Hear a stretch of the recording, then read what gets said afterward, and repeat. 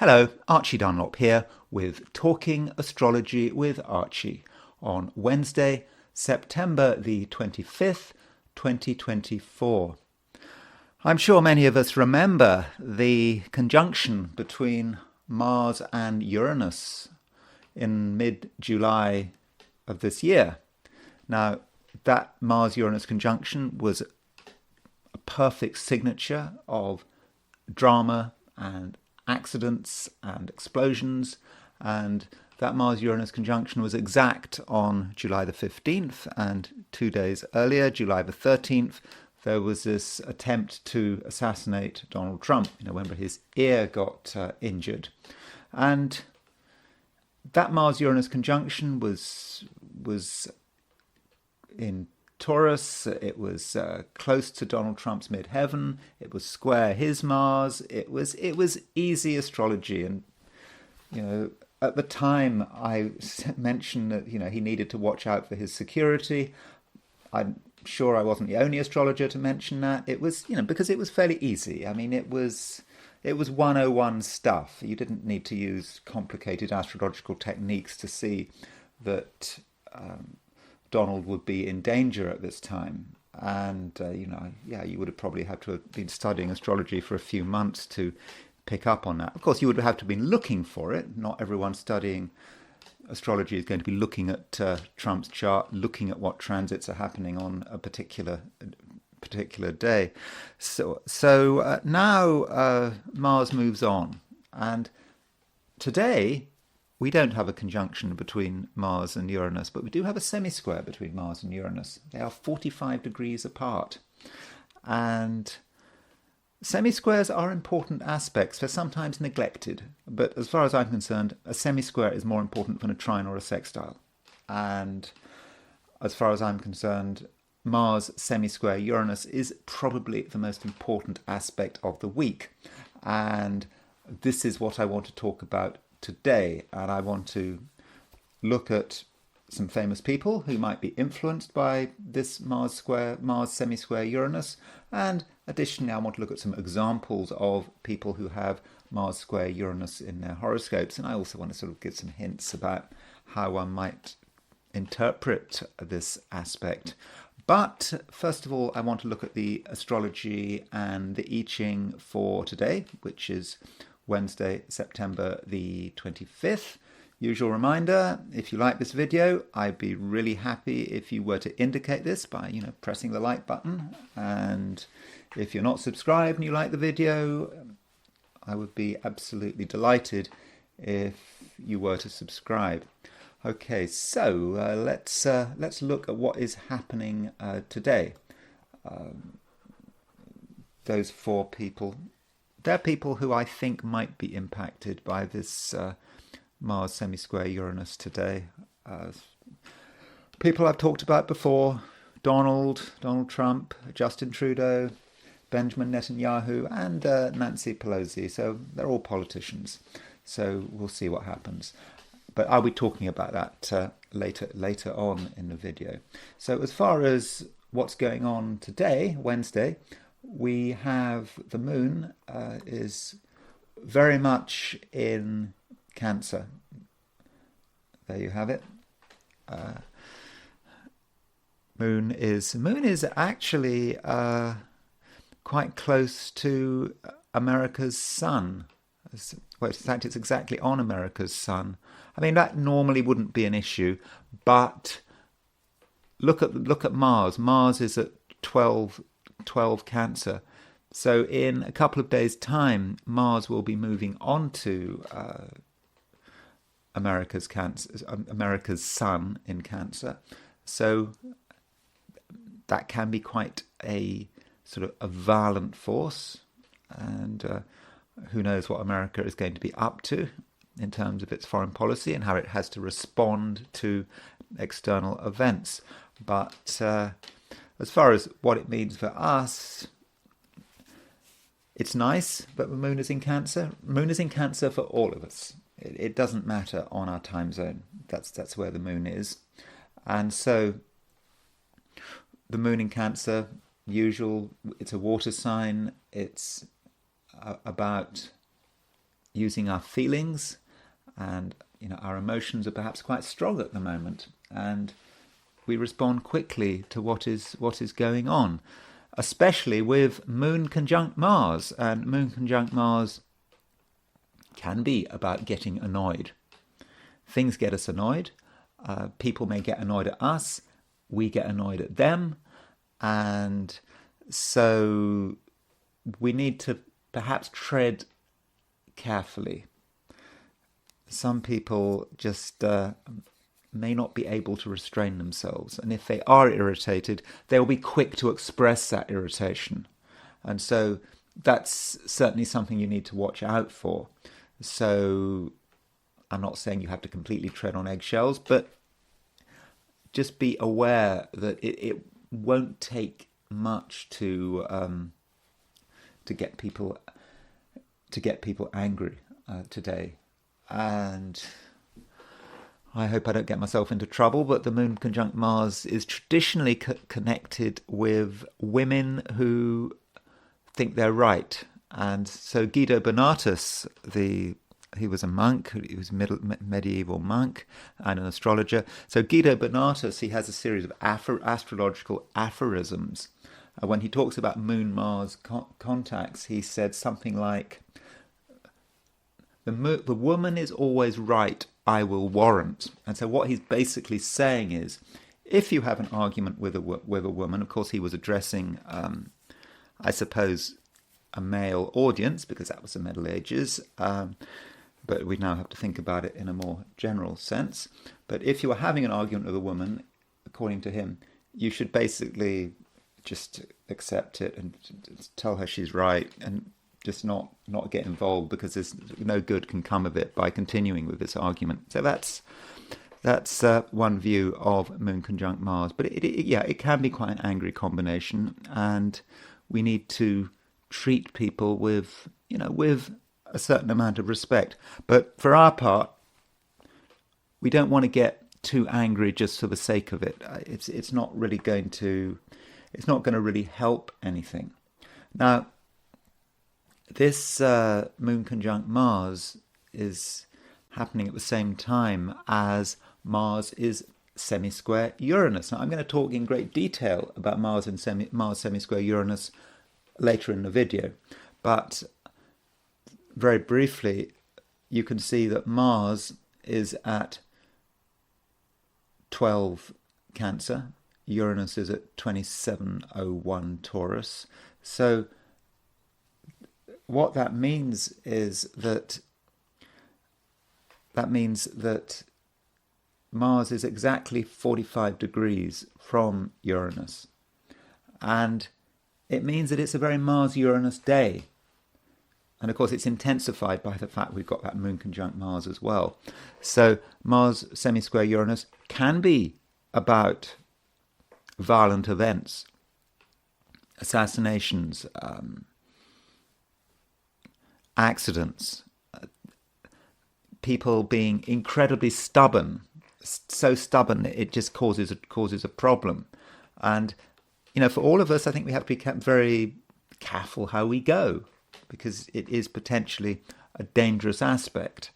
And that moon really does need to be watched, because there is a moment in the day when the moon is semisquare Uranus. So the moon is exactly semisquare Uranus, London time, at 13:51, at sort of 10 to 2 in the afternoon in London.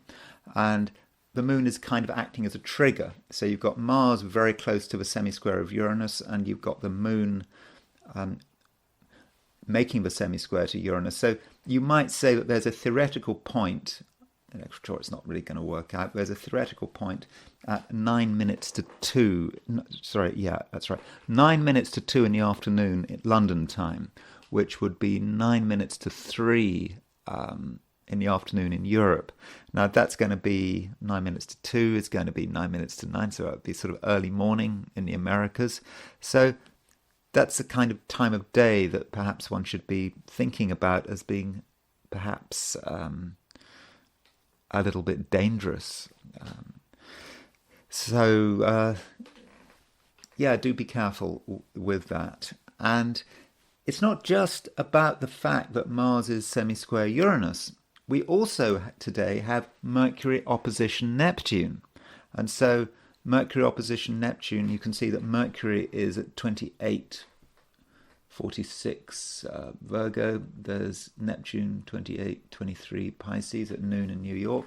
So Mercury opposition Neptune, that can be quite a difficult aspect. It can be very sensitive. It can be very psychic. But we also have to watch out for some of the things that connect with Neptune, like poisons, gas, water, these kind of things. Things can go wrong in this area, and particularly as Neptune is fairly close to Skeet, the fixed star connected with water damage, and so not just water damage. That's a euphemism. Shipwrecks. Maritime disasters. So Mercury opposition Neptune, yeah, that could be troublesome. And Mercury is additionally making a grand trine. Mercury has just made its trine to Uranus. It's about to make a trine to Pluto. Mercury is pretty much on the Uranus-Pluto midpoint. It's also actually aspecting the Mars-Saturn midpoint. So that seems to me potentially a bit dangerous. So today's very active. And so I think in terms of what's happening today, as is usually the case, that we shouldn't necessarily be worried about today on a personal level. It's more about the news, the news flow, and what is happening out there. Perhaps at a higher level, governments, large groups of people, and yeah, there could be accidents and just things not working to plan. So that gives you the overall picture, and yeah, so I think it is a difficult day. It could be an exciting day. Grand trine, that Mercury grand trine is certainly very active, but I think we do need to avoid taking risks. Now that is a picture from New York. So in New York, the moon is at 13 Cancer. So in a way, the lunar aspect that matters is that moon conjunct Mars. Now, looking at it from a perspective of Sydney, Australia. I use Sydney, Australia as just sort of a representative of Australia and New Zealand and East Asia. So here's a chart. You can see that the moon is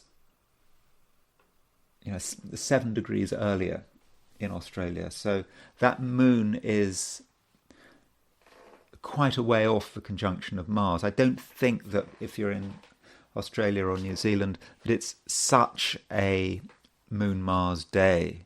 I think that maybe it won't be as action-packed as it is in the Americas and Europe. Though, still you've still got that grand trine in Earth signs. That Mars square Uranus may not be exact, but it's still there.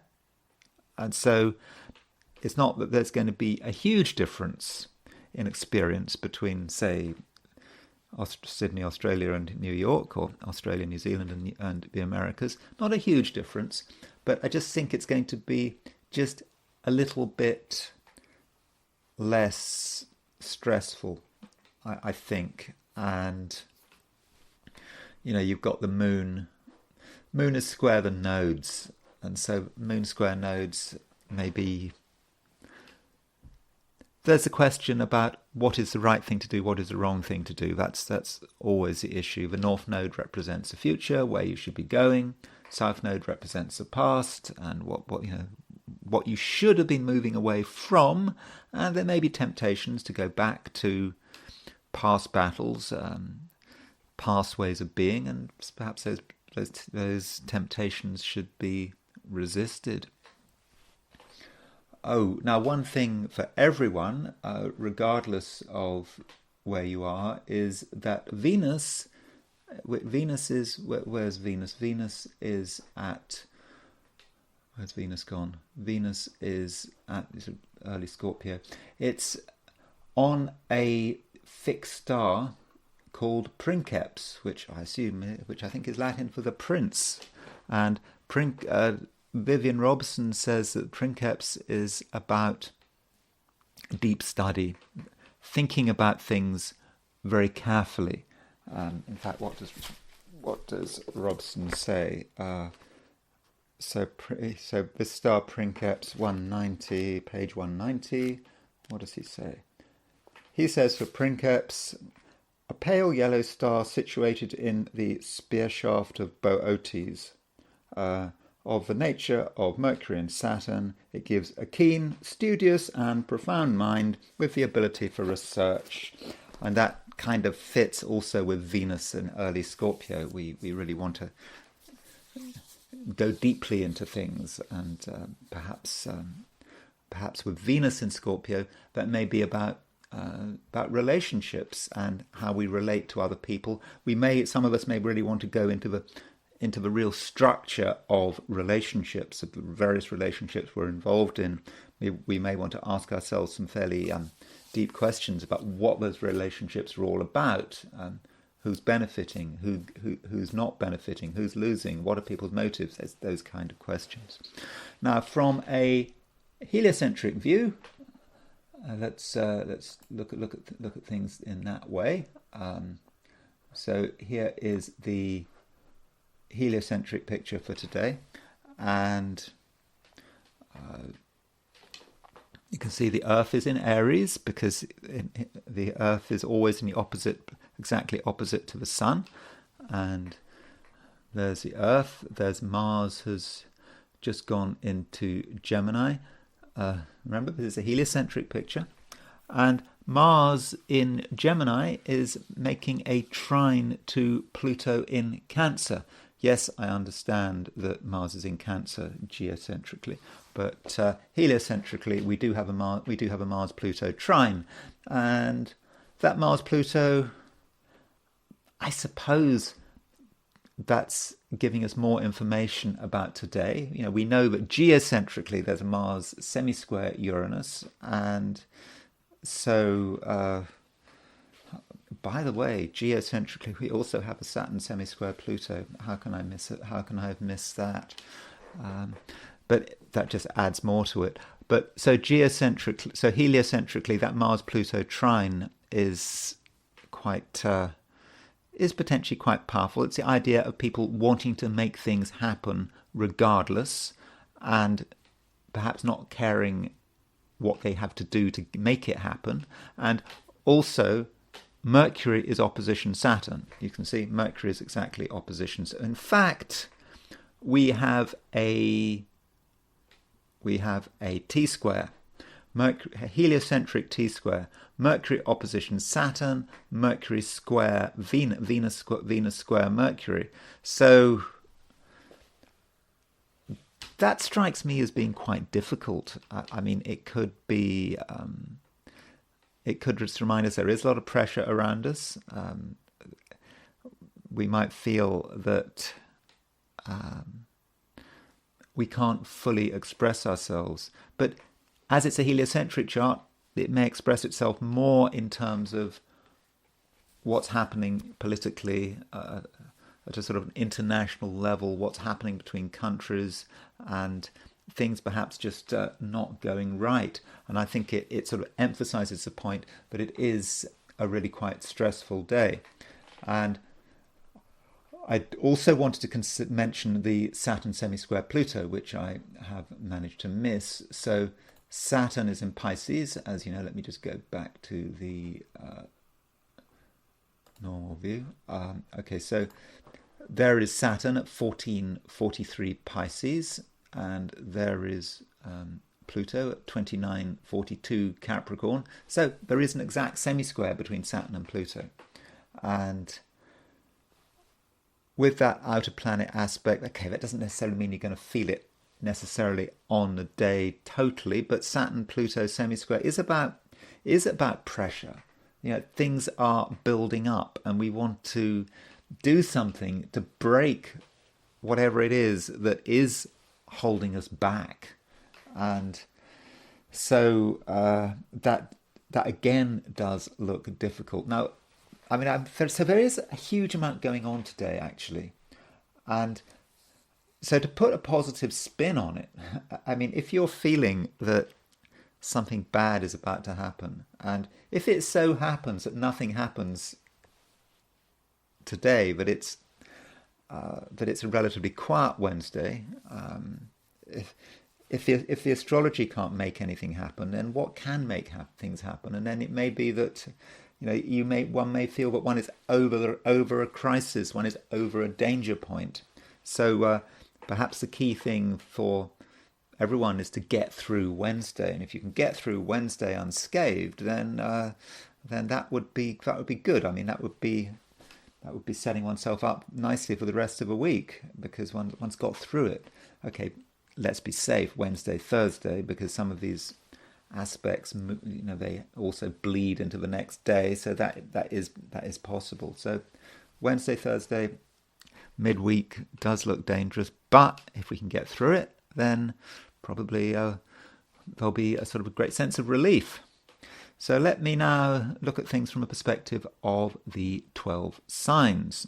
So these are my forecasts for today, for the 12 signs, for Wednesday, September the 25th, 2024. Aries. Aries, I think that you would like very much to have a quiet day. You don't feel that you want to do very much.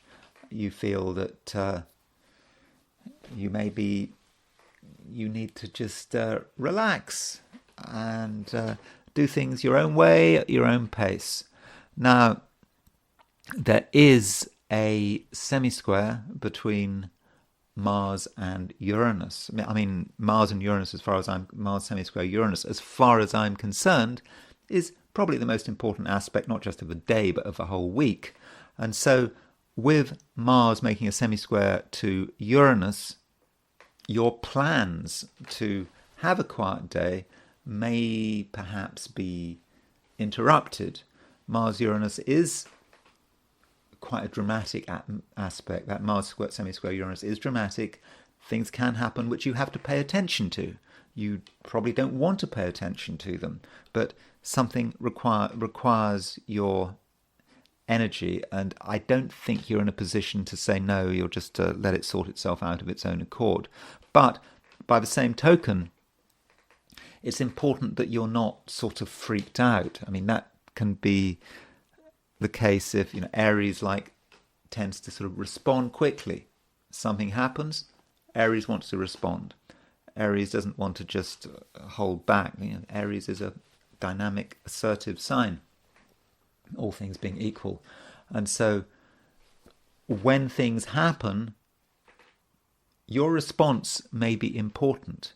You don't want to be in a situation where you exaggerate, where you take something that is a minor irritation and turn it into Third World War. It's not like that. But you just need to respond appropriately. And I suppose your goal should be, as far as possible, to sort of bring things back to normal. And we want to return to normality. And that's going to be something that really matters to you. And when I say normality, for you, Aries, at the moment, I think security is important. Feeling that you know what's going on. Feeling that you're safe in one place. And so if there's a disturbance, your job is to accept that disturbance exists, but not to make things worse. Just to, as far as you can, to dynamically interact with the event, and yes, return it to normal. And you do have actually a lot of power, because from a heliocentric perspective, Mars, your ruler, is trine Pluto. And so with Mars trine Pluto, you can really bring to bear the full force of your personality. And I think your advantage will be that you understand what is at the root cause, what really something is all about, and you can not focus on trivial things. You'll be able to focus on the roots and really look at what is going on at a deep level. And so you do have a definite power there, which I think that today you can sort of bring to bear. But all this is perhaps a little bit over dramatic, and I think that for the average Aries, it is going to be a day when you are going to want to relax. And I think in many cases you will be able to relax. And if you put your priority on your home and family, that is the right thing to do. And remember what I was saying about the moon conjunct Mars being a little bit angry. Aries can get angry if anyone oversteps the mark. And with moon conjunct Mars, you can get particularly angry if anyone oversteps the mark. Okay, that might not be so much of an issue if you're an Aries in Australia and New Zealand, but still, moon and Mars are in the same sign, wherever you are. But if anyone goes too far, you might want to bite their head off. And I think you need to ask yourself whether that is actually the right thing to do. Just because you're annoyed with someone doesn't mean you have to tell them you're annoyed. It certainly doesn't mean you have to lose your temper. You have to consider what is an appropriate response. And maybe that's the underlying theme for the whole day, Aries. Just always ask yourself, what is an appropriate response?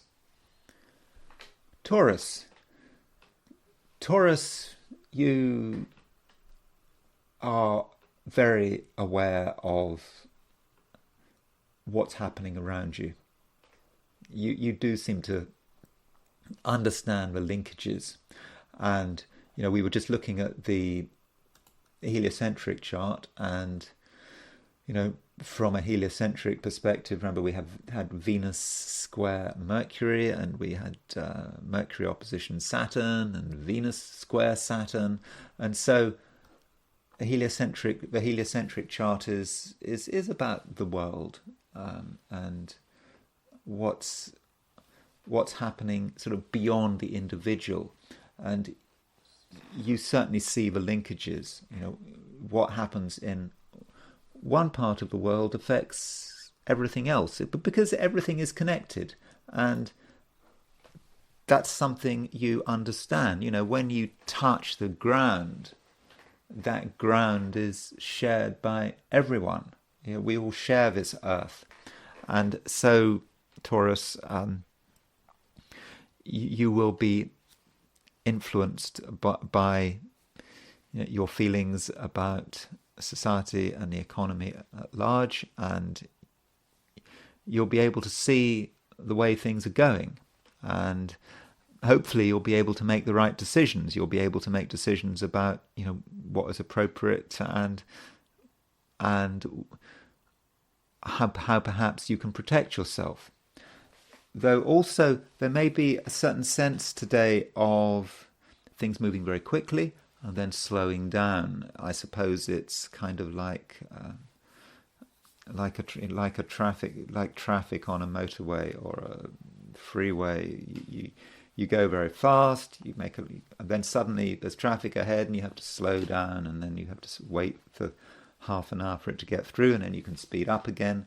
So that may be very much part of today. Stop, go, and not getting too impatient during the slow periods, and not going too fast when the traffic is clear. And it's stick to the speed limit, literally and metaphorically. And so that's one thing that may help you sort of understand today, and just not overreacting to periods where things are very slow and things, or indeed where things are very fast. And Taurus, consider how you communicate. Communication, I think, is going to be important today, and what you say and what you don't say are going to matter. And I think in many cases there are going to be things going on that make you angry. Taurens do get angry, and very often when Taurens get angry, they sometimes find it difficult to express their anger. They kind of keep it to themselves for a long time, and then it just explodes. So you don't want it to explode. And so I suppose if you're angry about something, you need to let people know at an early stage, because at an early stage it's just irritation, a slight annoyance. But if you just leave it, you let it boil away, then it just explodes into, at worst, sort of a violent temper tantrum, and you may even seem to an outsider to be somewhat irrational. In extreme situations. I'm sure it's not going to come to that. But yeah, Taurens do get angry, and there may be at times a need to understand the process by which you are getting angry. And it's not just your anger, it's about other people's anger as well. I think other people do seem tense. It's a tense day. And Mars is semisquare Uranus, and Mars is a planet that is often connected in a Taurian chart with the other person, with relationships, partners, whatever. So you may just be picking up on other people's irritation as well. You may not even know that you're picking up on other people's irritation. If one person gets irritated, you respond by getting more irritated. You feed your irritation back, and then you start a chain reaction of escalating annoyance. So that is certainly a possibility. But if you handle things correctly, Taurus, I do think that you're going to be able to express yourself in a way that is reasonable. It will require some discipline, but the moon is making a trine to Saturn, and that moon trine Saturn may to some extent sort of help to slow things down a bit. So it's I think that there is a pathway here, Taurus, to show a certain amount of discipline. Now, there are further things going on. There is a grand trine in earth signs, and Mercury is, yesterday I think it was Mercury had trine Uranus, tomorrow Mercury trines Pluto, and Mercury is right on the midpoint of Uranus and Pluto. So that grand trine energy is something, Taurus, you are very much going to pick up on. And it may mean that on a mental level, things are starting to move. You can sort of move beyond annoyance and start to think about possibilities. And you do have an active mind, and you actually have quite a creative mind as well. And I think that you may be able to find solutions to problems. There are solutions which are too hasty, not thought out properly, make that matters worse. They're the fast solutions. But if you can just be a little bit slow, Taurus is a slow sign. It works best when it does take its time. And so with Mercury making that grand trine, you can, bring to bear your creativity and your genius and also your individuality. And you can bring it all to bear and create some very interesting solutions. And it's even possible, Taurus, that you may actually be able to use this grand trine as a way of benefiting from the day's events. But whatever's happening with that grand trine, don't get caught up in what is happening, because grand trines, once they get going, they don't have any limits. So you need to exercise here a little bit of discipline and And also, yeah, you've got to be able to control your feelings and perhaps try to use your feelings. Feelings can work against you if you get angry, but they can also inform you about what is going on and what is the right way to respond. Gemini. Mercury is still in Virgo. Only just. I think actually tomorrow Mercury moves into Libra. Now, it's a nice place for Mercury to be, because in Virgo, Mercury is exalted, and also Mercury rules Virgo. And so you're able to perhaps understand what is happening around you and understand your own part of the world without having to really take any risks. And perhaps it's a time actually for just watching what is going on, understanding where it's all going, and not feeling that you have to respond in a particularly dramatic way. And so that perhaps should be how you deal with the day's events. And I think you can get some very important insights, because Mercury, your ruler, is making a trine to Uranus. It's making a trine to Pluto. And indeed, Mercury is on the Uranus-Pluto midpoint. And so with Mercury on Uranus-Pluto midpoint, you feel that you have access to quite sort of high-level transpersonal energies. Now, Uranus-Pluto it's about where the universe is going, that Uranus-Pluto trine. Uranus-Pluto is quite revolutionary. It wants to break boundaries. It wants to not just break boundaries, but it wants to break bonds. So anything holding us back, anything holding the world back, what is stopping the world moving from one place to another? And that's a question perhaps that Uranus-Pluto is asking. And with Mercury trine Uranus, trine Pluto, you understand it, or at least if anyone understands it, you understand it. Okay, that puts the pressure on me because I'm a Gemini, but at least I have my sun in Gemini. But it is about listening to what the universe is saying. Well, what is the cosmos saying? Where is the cosmos trying to move us? Because something needs to move, and us humans are perhaps dragging our feet, but the current situation is not satisfactory, and you know it's not satisfactory. And if you think about it, I think you can kind of put your finger on it. You can really start to understand, what people need to do. And I suppose Uranus-Pluto is about the desire for freedom. It is about the desire for revolution, almost. I'm not saying there's going to be a revolution, but the people are restless, and you can feel that the people are restless, and I think that you understand what's bothering them. Now, in terms of your own ideas, I think that your ideas today could be great, because that trine, Uranus trine Mercury, Pluto trine Mercury, there's no resistance.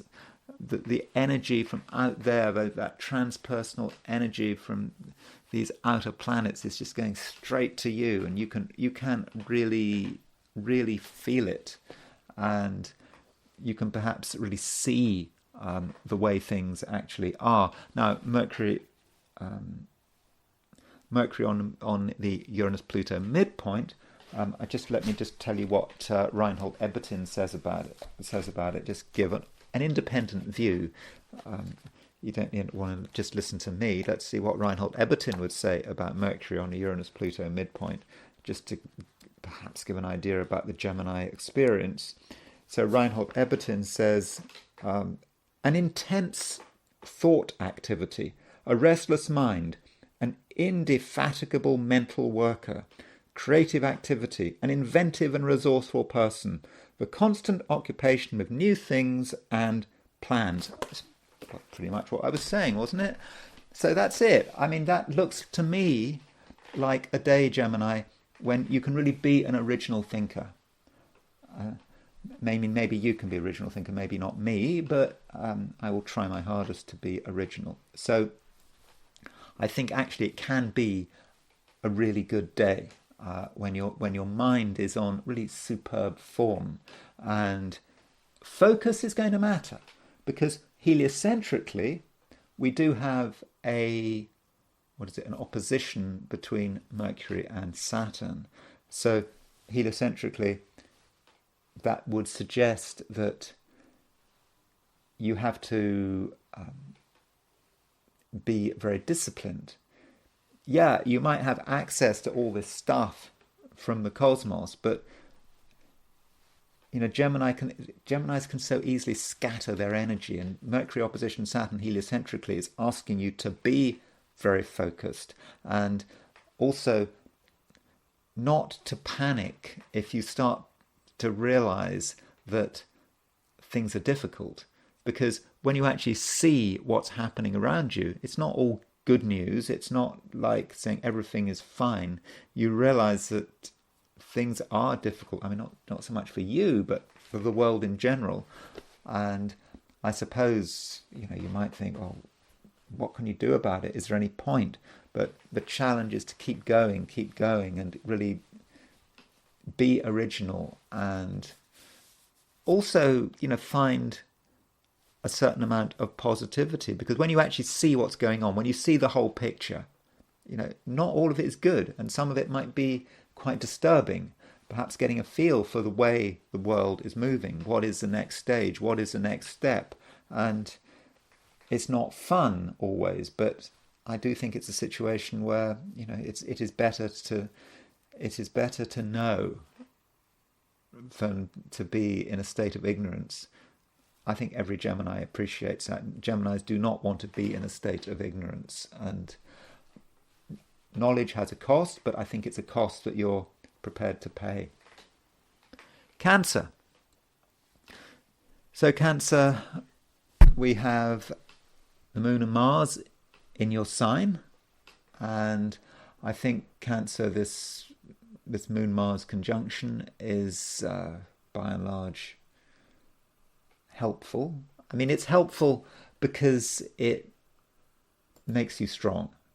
It gives you a powerful sense of who you are and what you can do, and also you're feeling that you know how to look after yourself. You're not going to let anyone hold you back, and you're able to have, I think, a certain amount of discipline, and you're able to make it clear what you want, what you don't want. And Mars is in Cancer, the Moon is in Cancer, and both those planets are applying to a trine of Saturn. So Moon makes a trine to Saturn, and Mars will make a trine to Saturn in a few days' time.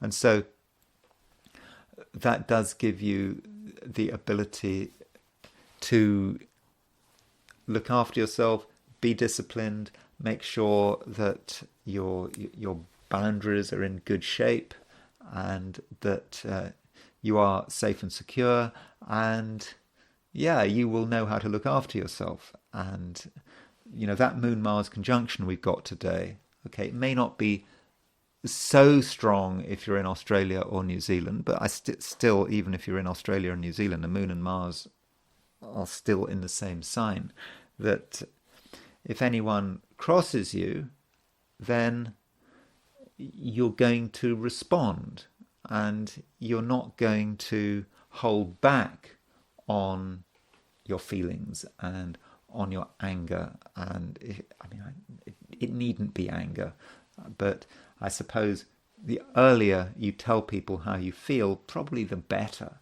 And sometimes people just don't know. Someone might be annoying you, and they don't even know you're annoying them. I mean, can you really expect someone to change their behavior if they don't know?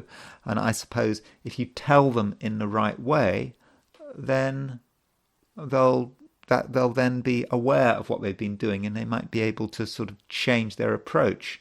So I think that is that is the way to go. You tell people as soon as possible. Don't allow things to build up, and build up they might, because Mars, while it is moving through Cancer, is making a semisquare to Uranus. That Mars semisquare Uranus can be angry. It can also be about events manifesting because of one's anger. So if one's feeling angry about something, then one is attracting angry events. And if you involved in some physical activity when you're annoyed, then you're increasing the chances of something going wrong, of, I don't know, tripping up or straining a muscle or having some kind of accident or whatever. So don't let that anger build up with that Mars semisquare, Mars semisquare Uranus. Now, there is a time in the day when the moon is semisquare Uranus, and that's kind of a bit precise. So if you're in the UK, that time would be 9 minutes to 2. So I would have in the afternoon. So 9 minutes to 2 in the afternoon is in the UK would be the peak of sort of maximum tension, I would have said. That is going to be 9 minutes to 3 in the afternoon in continental Europe, which is going to be 9 minutes to 9 in the morning if you're in the east coast of America, 9 minutes to 6 in the morning if you're on the west coast. So if you're on the west coast, maybe the thing to do is not to get up too early. If you get up at 9 o'clock, then you'll perhaps miss the point of maximum tension. If you're in Australia or New Zealand, well, okay, that might be that moon semisquare Uranus is going to be most active sort of this evening, perhaps quite late this evening. So again, if you're tucked up in bed, then you're less likely to be impacted by it. But Cancer, I do think that it is a day when you are strong and you are in control, and you don't probably need to push it too far. Just tell people what's on your mind, tell people what's okay, tell people what's not okay, and I think that in most cases, I think that they will understand. Leo,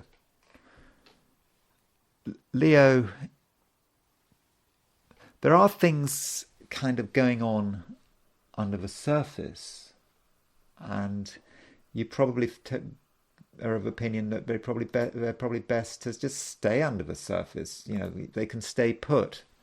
It's things you're feeling that maybe you want to keep to yourself. Now, when I've been talking to some of the other signs, I've talked about the advantage of being open. If you've got feelings, it's best to express them. I mean, from a psychological point of view, that's what they always say. Don't keep your feelings to yourself.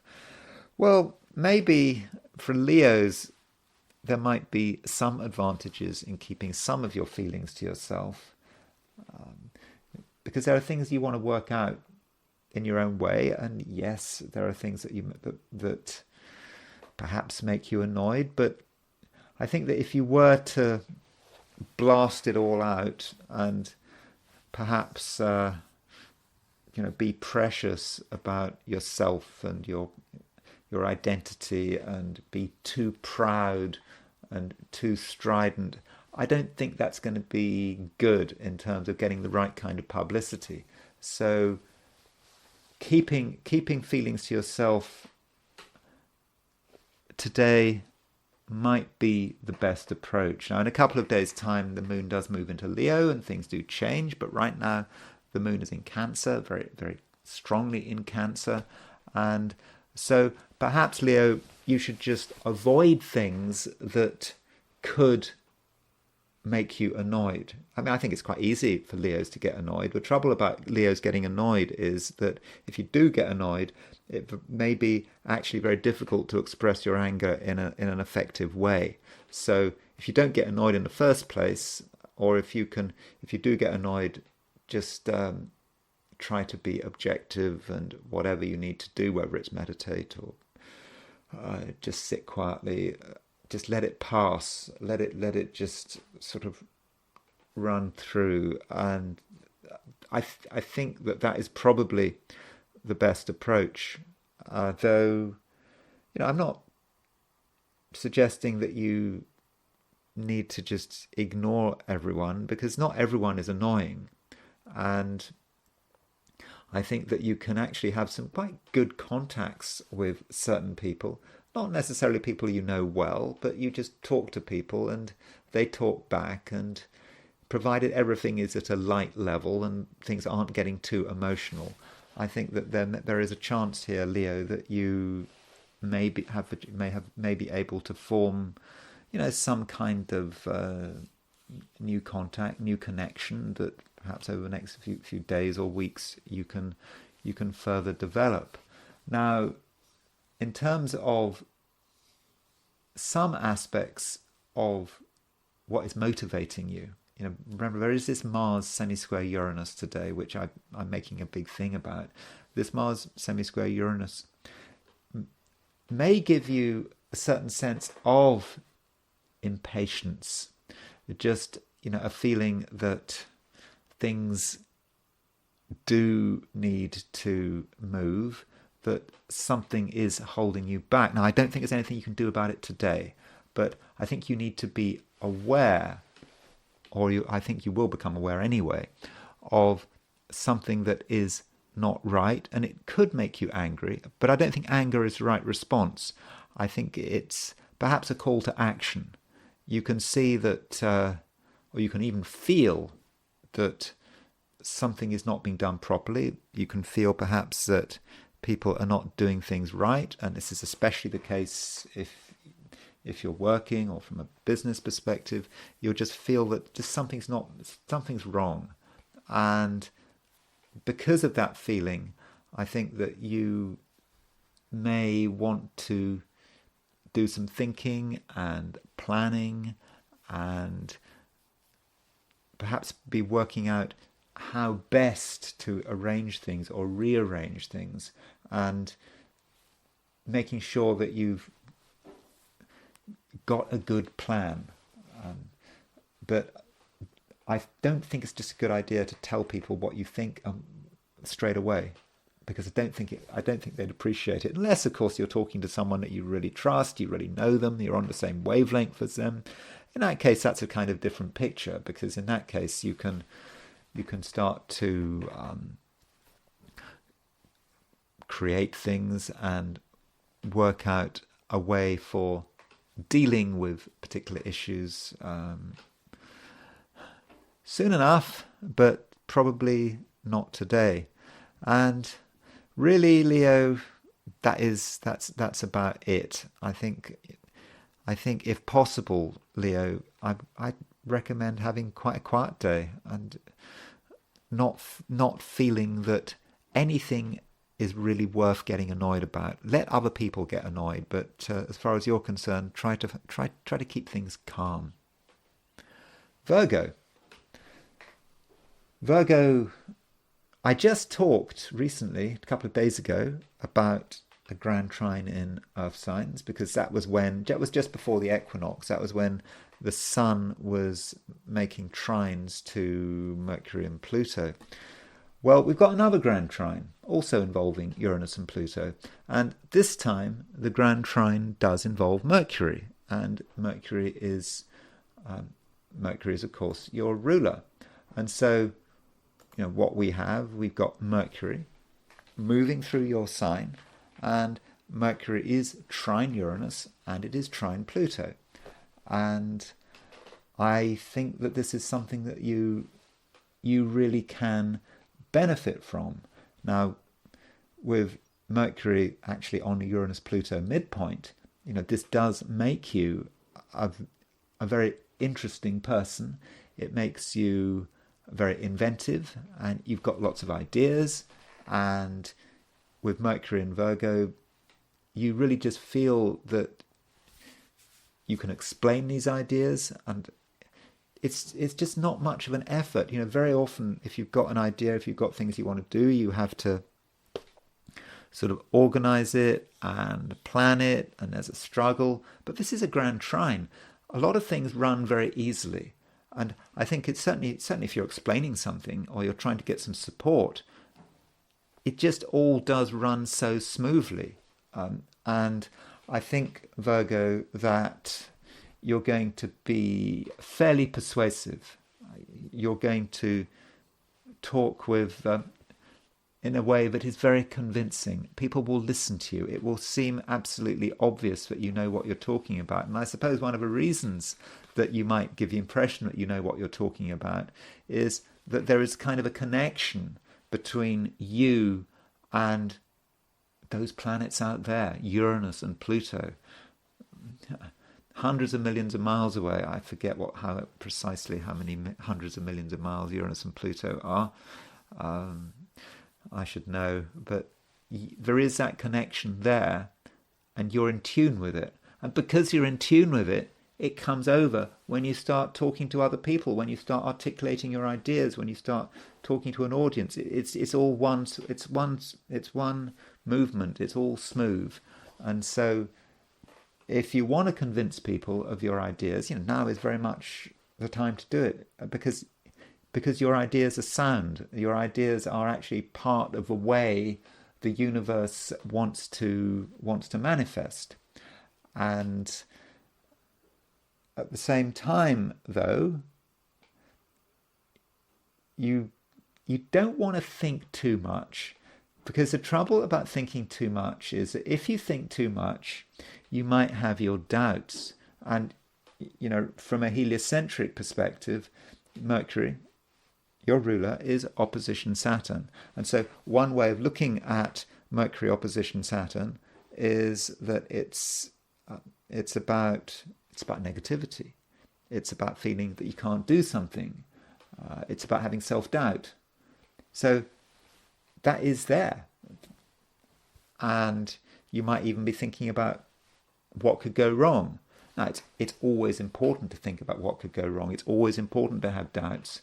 But you don't want it to get in the way of the wider picture. The fact that you are inspired. If you can feel that inspiration running through you, running through your brain, running through your body, you don't want to just ask too many questions. Just let it happen.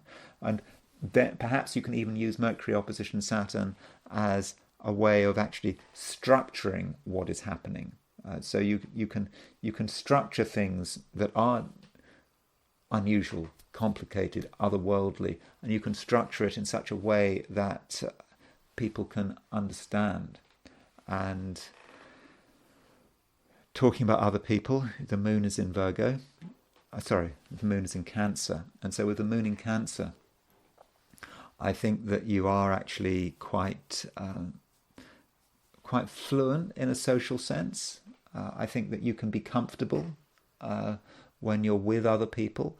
And you can also be quite dynamic, because you've got this Moon-Mars conjunction, and that is allowing you to be assertive, I think. And perhaps, in a group situation, you can even take on some kind of position of leadership. People will listen to what you have to say, particularly as some of the things you have to say are really interesting and are indeed you're in tune with the cosmos.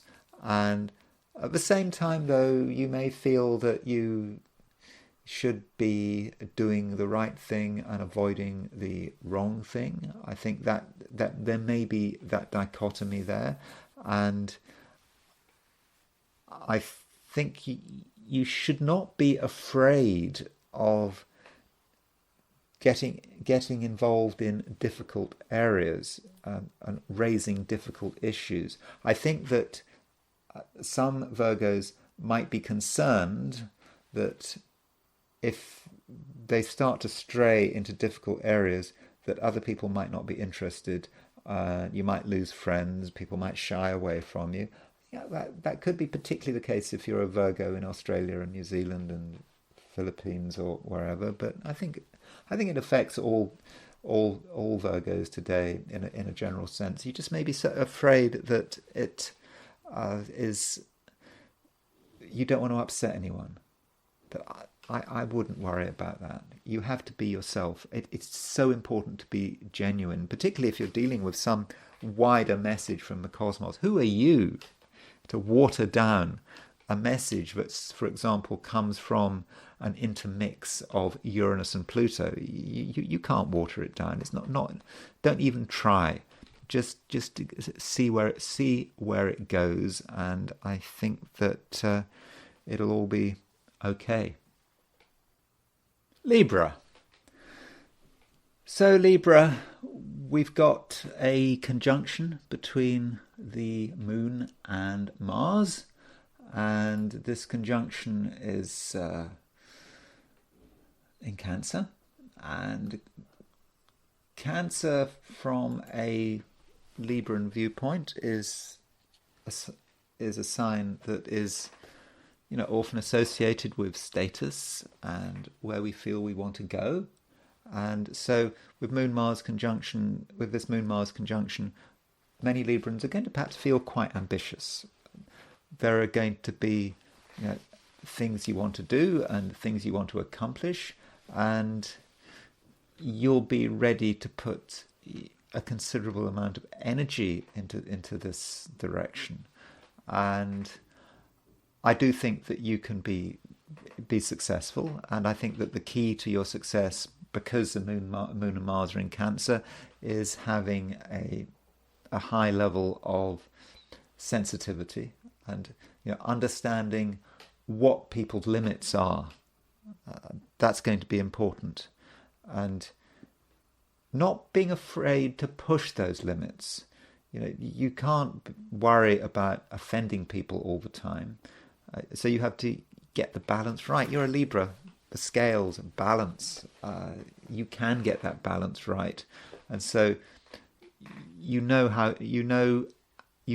how to deal with friends, colleagues, workmates, employers, employees. You know how to deal with them, and you know how far to take it. Now, as a Libran, you sometimes might want to go too far. Some Librans do want to go too far because they want to test the waters and they want to see what would happen if they go beyond a certain limit. And so that is a risk you might want to take, but it's a risk that you probably don't need to take. And there may actually be a certain urgency in terms of the way you are coming across, because you feel somehow that there isn't all the time in the world, that if you don't act now, then things could change which are really outside your control, and once those things change, then the whole basis of what you're trying to achieve could change. So that could be something of a problem. So I think, Libra, it's just very important today that you're able to act in a fairly timely way, and be able to anticipate things before they happen. And I think that is to a great extent something that you are able to do. Now, there might also be a sense, Libra, that you feel that you're preparing for something. You may feel that you've got something to say, but you're not quite ready to say it, and that would be because Mercury is on the brink of moving into your star sign, or your ascendant sign, or your moon sign, or I don't know how you're reading these charts, whether you're looking at it from a perspective of the ascendant or the sun or the moon, but so I don't want to just restrict it to star sign. Whatever sign we're thinking, whatever sign you're using to look at this look at your horoscope for today. But yeah, Mercury is about to move into Libra. It moves into Libra. Let's just make sure I've got this right. Mercury moves into Libra. Yeah, it moves 9:09 a.m. London time tomorrow. So that'll be very early in the morning in the Americas. So, but Mercury is about to move into Libra, and Mercury moving into Libra, I would have said, is good news, and it's going to give you a boost, and it's going to help you in the sense of allowing you to communicate in a harmonious way. And if there's a message that you've been planning on delivering, then now very soon you'll have your chance, because Mercury will stay in Libra for a bit of time, for a few weeks, and so that's, I would have said, something that you can very much look forward to. Now, I mentioned that Mars is in Cancer, and Mars is making a semisquare to Uranus, and potentially that is quite a dangerous aspect. And Mars could represent another person. And so if Mars represents another person and Mars is semisquare Uranus, that might raise the possibility of someone in particular causing problems, or someone in particular being accident prone. And what's happening in someone else's world, which really shouldn't impact you, actually does impact you. And so in certain cases, you may have to stay out of certain people's way, perhaps because you feel that they're a disaster waiting to happen, perhaps because this person is just simply not going to make your life easy. And I think that you're going to understand what's happening. I think that your intuition or your feelings will give you good warning that one particular person might be a problem. So if you have a bad feeling about someone, or you feel that someone is a disaster waiting to happen, then perhaps, Libra, you should listen to your feelings and save yourself a lot of trouble. Though, of course, some people can't be avoided. And if you are in a relationship, for example, your partner might be sort of more willful than usual, more stubborn than usual, more determined, and not necessarily in a reasonable way. And I suppose you just have to sort of perhaps accept the situation. I don't think it's a good day for just getting involved in a head-on argument for the sake of it, particularly if the issue is temporary. There may be a situation where you find someone to be unbearable, but this Mars semi-square Uranus is not going to last forever, and it's sort of in a couple of days it will start to subside. And just a reminder that heliocentrically, Venus, which is your ruler, is on the T. So we've got a Mercury-Saturn heliocentric opposition, and we've got Venus making a square to Mercury, square to Saturn. And so that heliocentric aspect is certainly going to make you aware of the limitations of certain other people, but that on a social level, that's true. And you just may feel that some people just are just cramping your style, preventing you from saying what you want, preventing you from doing what you want. And I suppose that leads back to that Mars semisquare Uranus, which is someone who is actually very stubborn. But there is a positive way of looking at Venus on the Mercury heliocentric Mercury-Saturn midpoint, and it is about focus, and it is about concentration. And you should not forget that Venus, which is your ruler, is currently on the fixed star Princeps. I'm not quite sure how it's pronounced. The princeps is the prince.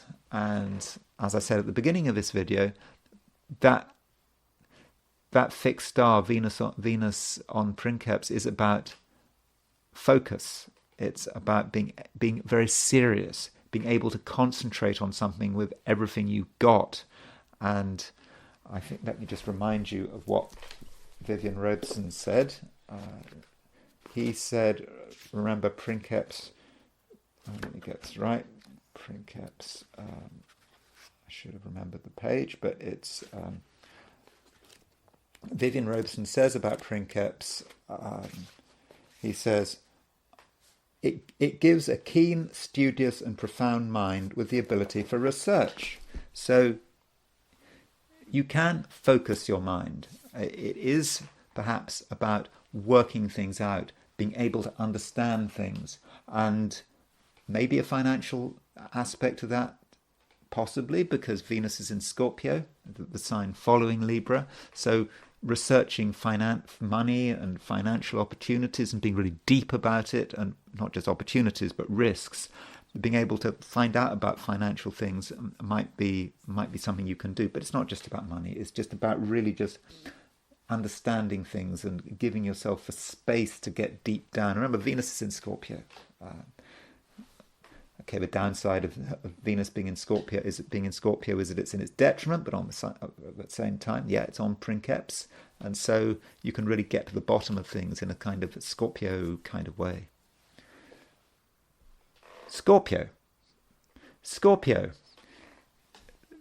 Things are looking, I think, quite good, Scorpio, and it looks as if you're fairly broad-minded at the moment. It's always good for Scorpios to be broad-minded, seeing what is possible. And if you see that something is possible, then just giving it everything you've got, and not resting until you found what you are looking for. Because I think you do feel at the moment that you are looking for something and you haven't quite found it, and that you do need to put more effort perhaps into actually getting what you want. And in that sense, I think that you have very high standards. Now, in terms of how you relate to other people, yesterday when I was talking about Scorpio, I talked about, I think, your fundamental optimism, your deep optimism. On the surface, you might seem a little negative, but deep down, you think that things are going to be okay. And I think that you are going to be able to continue to transmit that optimism, because you just fundamentally deep down know that things are going to be okay. And at the same time, today, you actually have a capacity for pleasure, real lasting, spiritual pleasure. I'm not talking about empty pleasures, a real capacity to just enjoy the simple things. But that assumes that you're able to keep things simple. And the question is, are you going to be able to do that? Because we do have a semisquare aspect between Mars and Uranus. So Mars is your ruler. Uranus is the planet of, accidents, earthquakes, all that kind of thing. So Mars semisquare Uranus is potentially a bit dramatic, and things could go wrong, particularly if you're careless. But even then, things can happen out of the blue. I mean, Mars square Uranus needn't be bad. It can be quite exciting. Things happening that you weren't expecting, that you find interesting. So I don't think it's going to be a boring day. But with that Mars square Uranus, I do think that you have to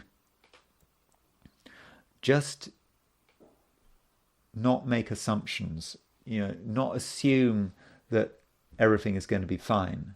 You might make that assumption, but if something starts to go wrong, Scorpio, I do think that you do need to take it very seriously.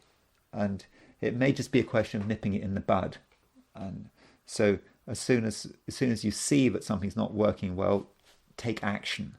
And taking action is going to be the best approach. Or it may actually be about stopping something. Something is in action, it's moving, and it starts to go wrong. You might be inclined to sort of, well, let's see what happens. But maybe that's not the right approach. I think, as they sometimes say in the stock market, the first cut is the cheapest cut. Cutting it off straight away before you allow it to develop and cause real problems. But ideally, Scorpio, you're not going to get too focused on the material world and its intricacies. If you can give yourself a bit of height, I think that would be great. With the moon in Cancer, it's a very expansive sign for Scorpio's Cancer, with the moon and Mars in Cancer.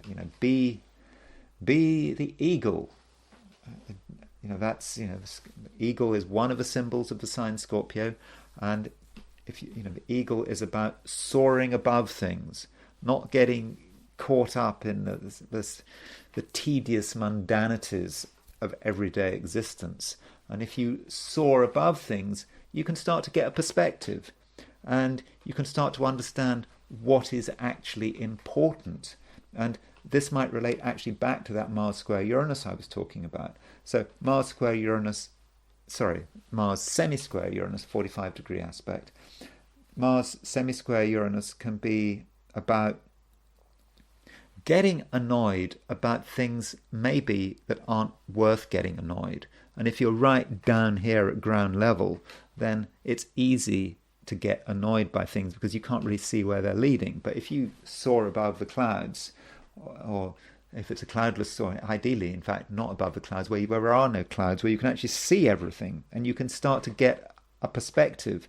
And with that Scorpio eagle eye view, you can then start to make the right decisions, and you will see what's important, what really does require your attention, and also what is trivial. And if something is important, you're certainly able to give it everything you've got, because heliocentrically, Mars, which is your ruler, is trine Pluto. So Mars trine Pluto is about being able to focus on one thing, give it everything, and more than everything in that Scorpio intense way that only Scorpios can do. You just give it mind, body, and soul. And if you've chosen the right thing, which you should, because if you have that eagle eye view, you can see what matters. You give it everything you've got, and then you will be suitably rewarded. Sagittarius, you certainly understand that nothing is straightforward, that things at the moment are a little bit complex, but your understanding that things aren't straightforward is kind of useful in a way, because you're able to adopt a straightforward, realistic approach, and you're not going to make assumptions, you're not going to be over-optimistic, and you will, I think, act in a way that is appropriate for the situation in which you are in. And it's true that your sense of realism might feel itself to be a little bit of a downer. I mean, no one likes realism. I mean, even Sagittarians don't really like realism, too much realism. Sagittarians like to be, free, they like plenty of free flow. But right now, I think that you understand that we live in serious times, and you can you can adopt, I think, a very serious approach. And you do it because it's necessary. And it's also an approach that actually has vision. So you can have a vision, you can have an understanding of the way things should be, the way you want it to be, but you also can be very serious about it. And that, I think, is the right way of doing things. And you'll be able to successfully understand complicated issues. There are things out there that are really complicated that few people understand. And the reason they don't understand it is because they just can't make the connections. They just see 2 things, 3 things as being completely unconnected. But you, Sagittarius, right now, you are able to make the connections. And it's not just an intuitive approach. It's actually an emotional approach. I mean, I think that at the moment, Sagittarius, you're probably more emotional than usual, and you're more in tune with your feelings than usual. And I think that does give you a big advantage. You can just feel things that other people just don't get. And when you throw in your intuition as well, then that really helps. But in terms of this dichotomy between feelings and intuition, I think it is an important point, because Sagittarius is an intuitive sign. And intuitive is not the same as emotional, by the way. Intuitive is about fundamentally seeing the connections between things and just getting it straight away. Not having to think about it, it's just immediate. It's instantaneous. Whereas feelings, that's about the emotion, it's about the heart. Things take time to build up, and you have to, process other people's vibes, and perhaps picking up on people's thoughts and feelings, and that's what emotions are about. Now, the thing is, Sagittarius, that right now there are no planets in fire signs, unless you count Chiron and the North Node, which I don't. I mean, I certainly don't count them in terms of elemental balances. So that means that your normal intuitive capacities are perhaps not being fed as much as they usually are. Sooner or later, don't worry, there will be stuff moving into fire signs. I mean, we've got, Venus is in Scorpio. Sooner or later, Venus will move into Sagittarius, and in a day or two's time, the moon will be in Leo. But we're talking about today. And so with that lack of fire in the sky, you perhaps have to start to use your emotions in a way that you don't normally have to. But it's your emotions are strong right now. And so they can kind of take over from perhaps the deficits in terms of your intuition. Now, that does mean, Sagittarius, that it could be taking a little bit longer to work things out. It's no longer instantaneous. It may take you a couple of hours to really start to feel something, to think it through, work it through, pick up the vibes, process the information. But that's okay. If it does take you a couple of hours to make a decision, that's just the way it is. And don't try to make instantaneous decisions today. I mean, I know that you're very good at making instantaneous decisions, Sagittarius.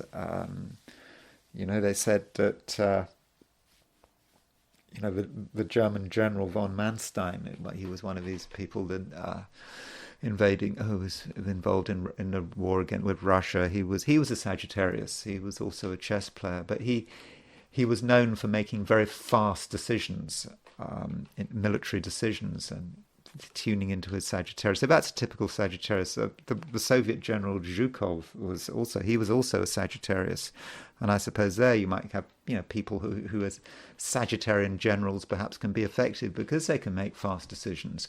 But right now, if you try to make a fast decision, you will mess it up, I think. So give yourself more time, and then in the end, listen to your heart, and I think you'll make the right decisions, and it will all work out. Capricorn. Capricorn, we have another grand trine in Earth. We had one grand trine in Earth a couple of days back before the equinox, when you had the Sun trine Mercury, Sun trine Uranus, Sun trine Pluto, Uranus trine Pluto. Now we've got another grand trine involving Mercury. So what's happening is that that Mercury is in very late Virgo, and Mercury it actually has just made a trine to Uranus. Now it's about to make a trine to Pluto, and so Mercury is kind of on the midpoint. So it's another of those days where you've got a lot of stuff in Earth signs, and I won't say you've got a lot of stuff in Earth signs, but we've got Mercury, Uranus, and Pluto making this triangular formation. And Pluto is in Capricorn, so Pluto in Capricorn is your ability to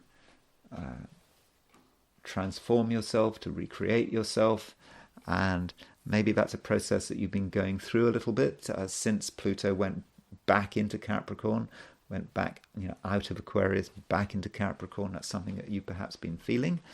And with Mercury making the trine to Pluto and making the trine to Uranus, it's all kind of starting to make sense, and you perhaps have an idea about your guiding principles. Capricorns do have principles, or at least they should have principles. A Capricorn without principles is a dangerous thing. But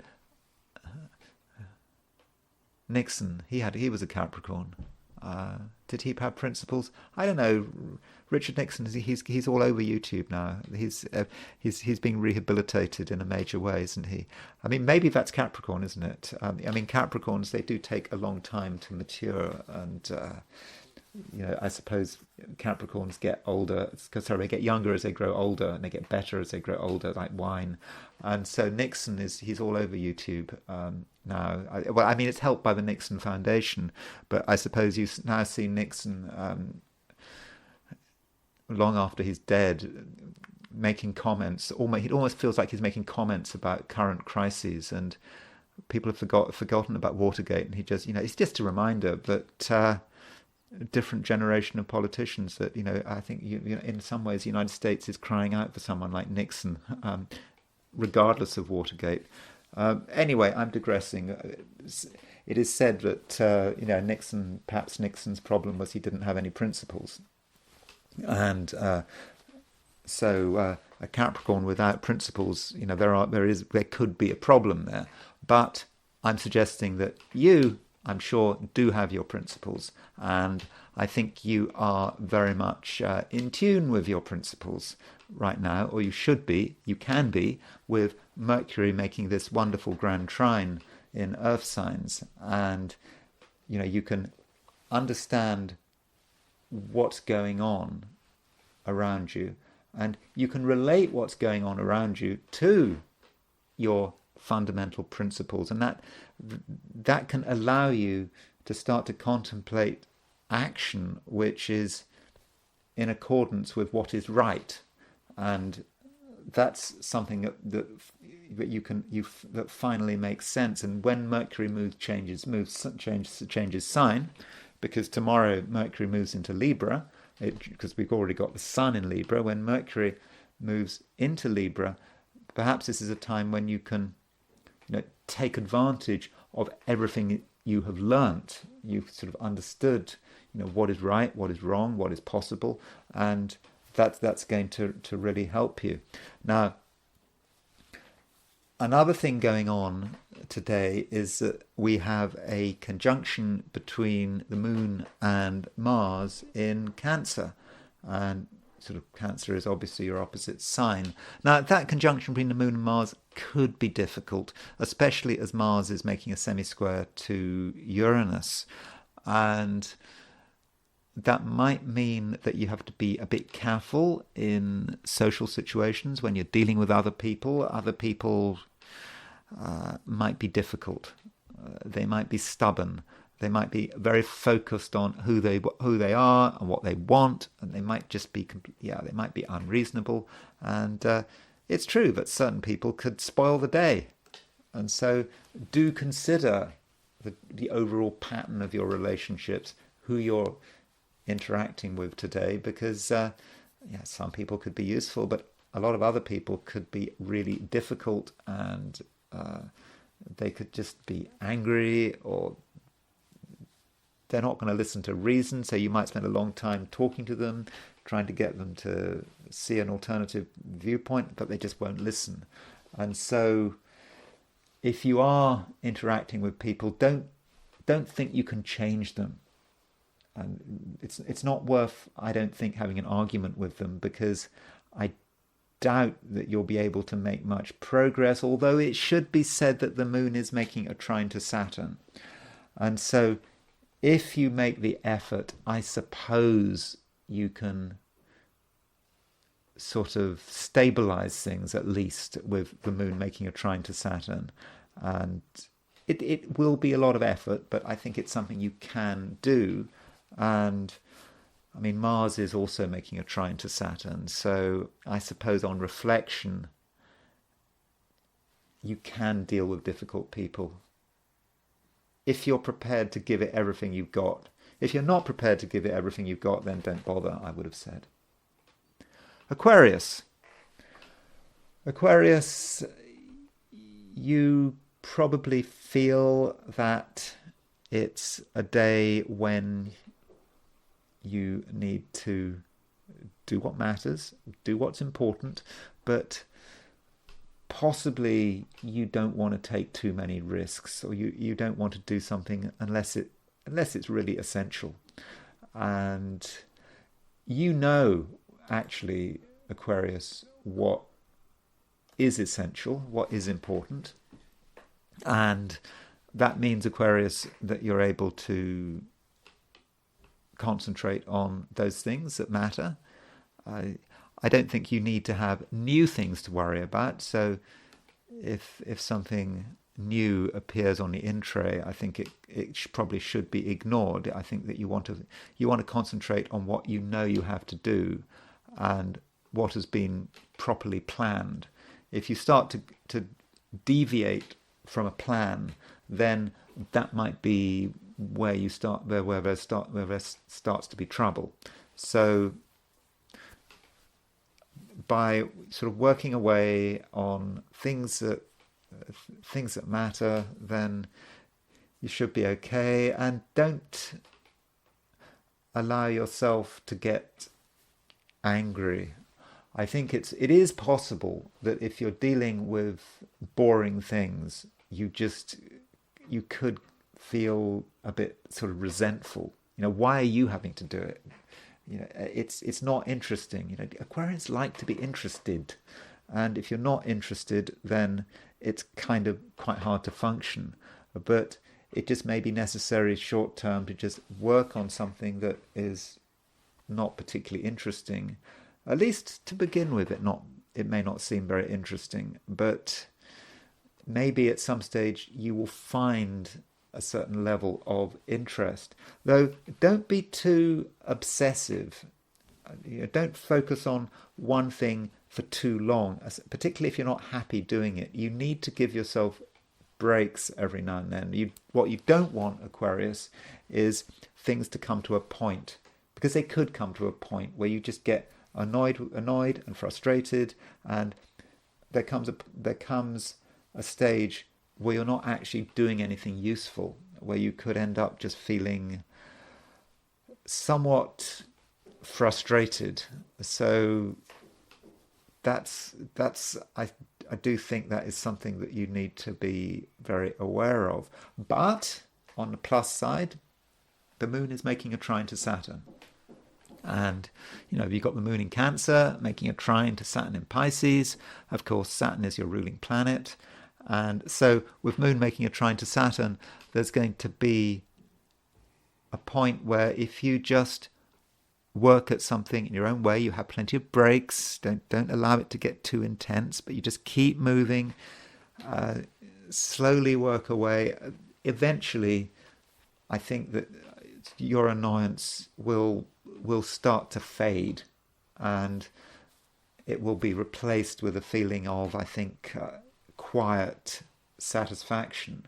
And so that is something which I think is very much to be welcomed. And just a reminder that Venus is still well, it's only just gone into Scorpio, but Venus is in Scorpio, as we know. It's been in Scorpio for a day or two, and it's in an important part of your chart, in Scorpio, high profile sign from an Aquarius perspective, and Venus is on the fixed star Princeps, the Prince. And so with Venus here, it means that I think you can get support.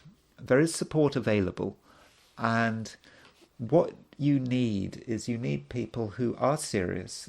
Someone who is serious, who is who is able to concentrate on what matters and is able to ask the right questions, can actually be very useful, especially in a sort of business or career environment.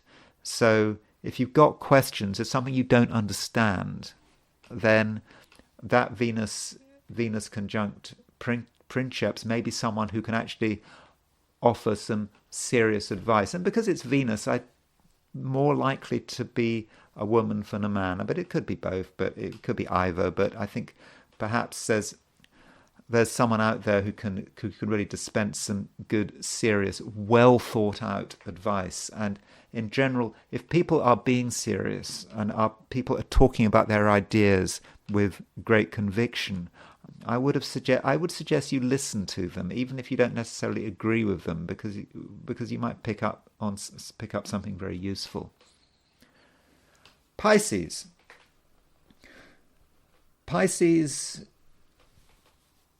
you can be quite serious when you want to be, especially when Saturn is moving through your sign, and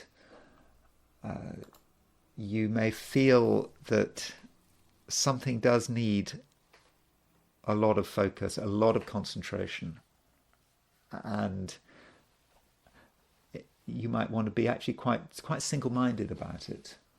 And you'll also have a keen awareness, Pisces, of what is distracting you and what is disrupting you. And so you may feel that it's time to withdraw a little. Certainly, certain situations have perhaps gone far enough. They've had their use, but no longer. It's not working out anymore. And so it might be a good idea to close certain things down, at least temporarily, or at least on an experimental level, and to make things sort of, leaner and meaner, cutting out things which are really not necessary anymore.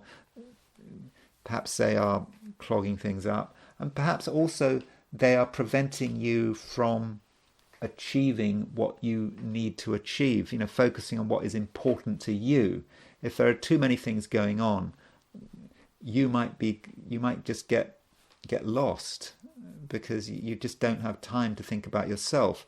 And I think that today you very much are able to think about yourself and what you need, and you're also able to create some structure here. And I think that you're helped by the fact that Mars is starting to make a trine to Saturn. Remember, Saturn is in your sign. It's in Pisces. So Mars making a trine to Saturn. Moon is actually making a trine to Saturn, and that Moon-Mars conjunction is in Cancer, which is a sign which is very much about you and what you can do and what makes you special.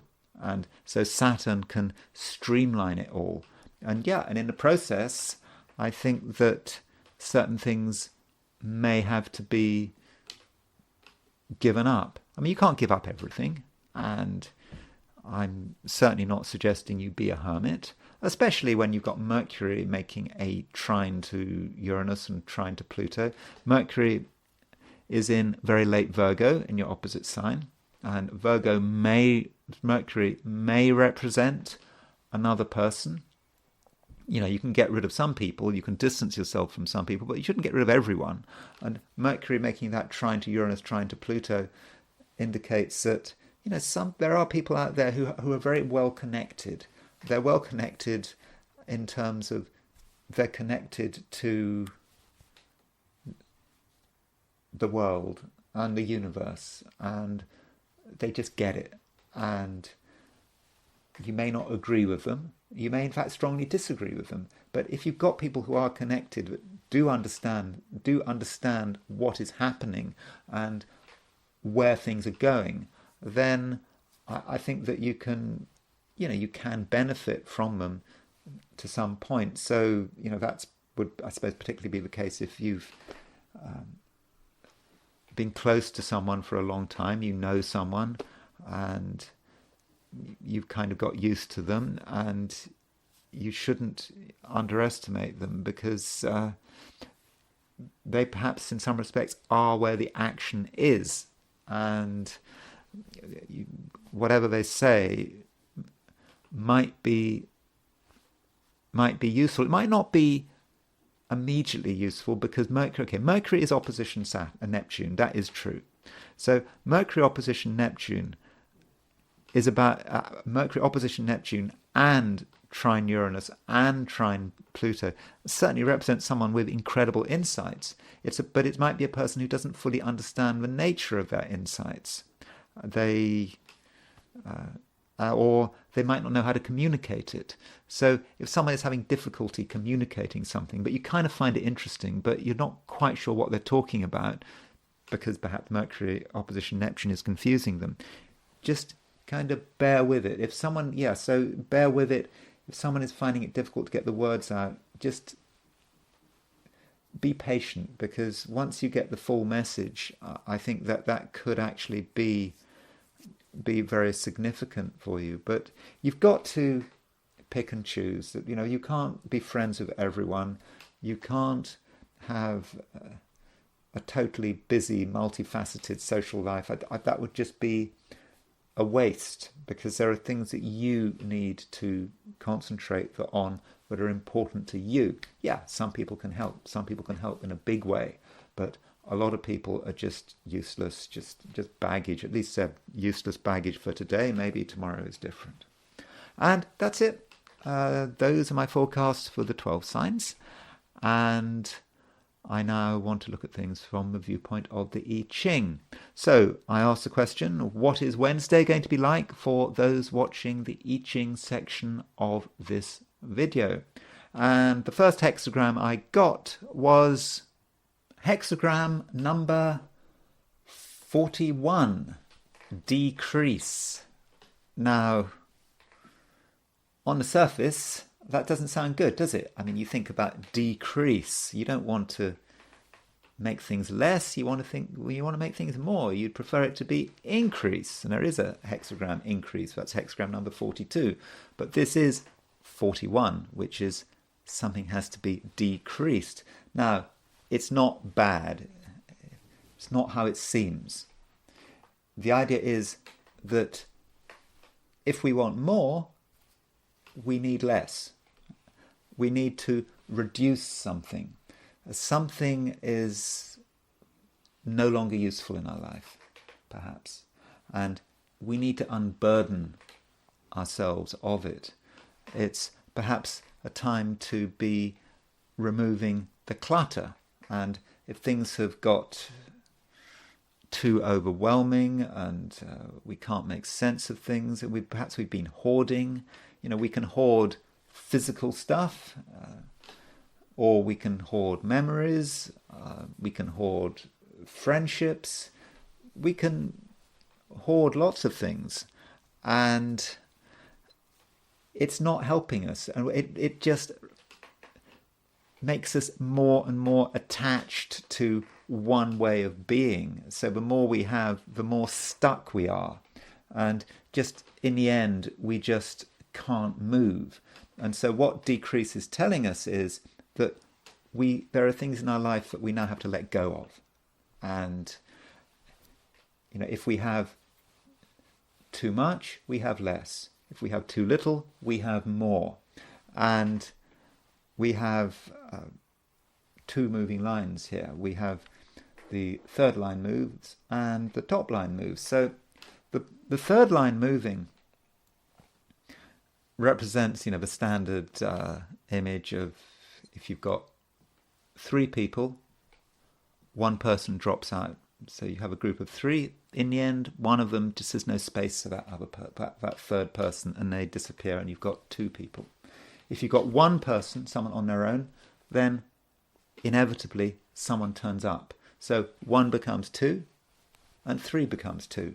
So if you have too much of something, you get less. If you have too little of something, you get more.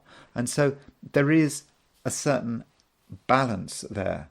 And so we shouldn't be too bothered by it. I mean, I don't know whether it's a sense of sacrifice. It's not giving up something for the sake of it, like a sacrifice.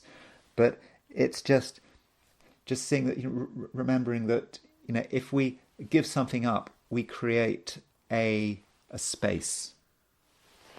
It may be a psychic space. It may be a physical space. We create a space. And if there's a space, of course, nature abhors a vacuum. And so something inevitably will fill that space. And so I think that this hexagram decrease is really very positive. And top line moves. And top line is really interesting because the top line is suggesting that you are starting to merge into the next hexagram, into the next sequence. And after decrease, hexagram 41 is decrease, hexagram 42 is increase. So when the top line breaks, you're no longer talking about decrease, you're talking about increase. So this is the suggestion that we've successfully managed it. We are starting to increase because of what we've decreased. And so everything is really moving in the right way. And so when we have these two moving lines, we get a new hexagram. We get a transition into a second hexagram. And that second hexagram is hexagram 11, which is peace, which is really, one of the nicest hexagrams in the book because everything is in order. You've got sort of a balance there. You've got three unbroken lines at the bottom. You've got three broken lines at the top. That is kind of the natural order of things. What is below can aspire to what is above, and what is above can aspire to what is below, and heaven can be on earth, and it's all in order. And Greg Winkup doesn't describe this hexagram as peace. He calls it flowing, that things are moving. And so what we've got here is we perhaps start the whole thing being a little bit stuck because we're being stuck by our own material, by our own garbage, by our own excesses, by things that we don't need, and we're just tripping up over them. And so it's not satisfactory. So what we do is we get rid of things. Again, it's not necessarily physical things, but it just could be ideas, obsessions, whatever it is. We get rid of things, and that just creates movement. And we actually start to gain by, I won't say losing, but we let go of something and then something else comes in to replace it. So overall, I would have said that this I Ching reading is really very positive. But of course, there is a challenge there. You've got to start the ball rolling. You may have to give something up. You may have to let go. But you know what it is. You know what needs to be let go of. And as soon as you let go of it, something will come in to replace it. And things will certainly be better. And will be much better. And in the end, there will be a state of peace and also a time where just things are just moving.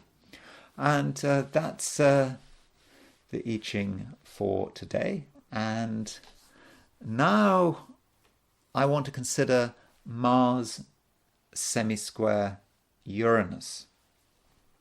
So this aspect between Mars and Uranus is, I take the view that it's the most important aspect of the week. It is this 45-degree aspect, and it's half a square because Mars is, Mars Uranus square would be 90 degrees. Half of 90 degrees is 45 degrees. So here is the actual charts set for Westminster, London, of the exact moment when you have that Mars square Uranus. And so Mars square Uranus London time, 5:48 p.m. So that would be sort of early afternoon in New York. It will be okay if you're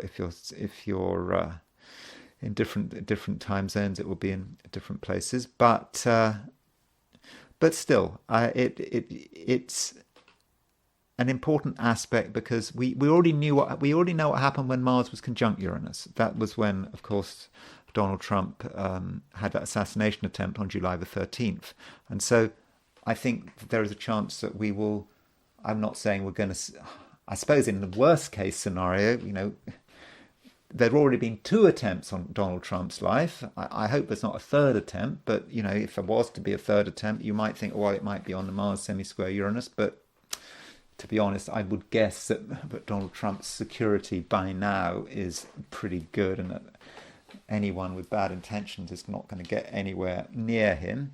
But it's not just about Trump; it's about the world in general. I think the world. It is a difficult day. There's this grand trine in Earth signs, Mercury, Uranus, Pluto. That doesn't help. We've got Mercury opposition Neptune. I mean, I know grand trine sounds nice, by the way, but it might be nice on a personal level. But out there in the real world, it's about things moving fast, moving too quickly. And, when I looked at Mercury-Uranus aspects, I think yesterday I looked at Mercury trine Uranus. Mercury trine Uranus often can coincide with things like plane crashes and accidents, and it's not all about good things happening. Okay, on a collective level, maybe on a personal level, it's probably fine. But with this Mars semi-square Uranus, we can expect a difficult day in some areas. And so there's Uranus at 27.1 Taurus, and there is Mars at 12 degrees 1 Cancer. Now, that Uranus is relatively close, to Algol. I mean, let me just tell you how far off from Algol it is. So, that's the wrong one. Because when you had the assassination attempt on Trump in July, you had it. It was pretty close to Algol. Both Mars and Uranus were on Algol. Of course, Mars is no longer on Algol. Uranus is 30 minutes from Algol at the moment. So there's half a degree. It's not so far away from Algol. So that gives a sense of what this Mars-Uranus semi-square might be about. It does seem that it could be could represent some kind of unpleasantness, and so that's the Mars-Uranus square. The Mars-Uranus semi-square.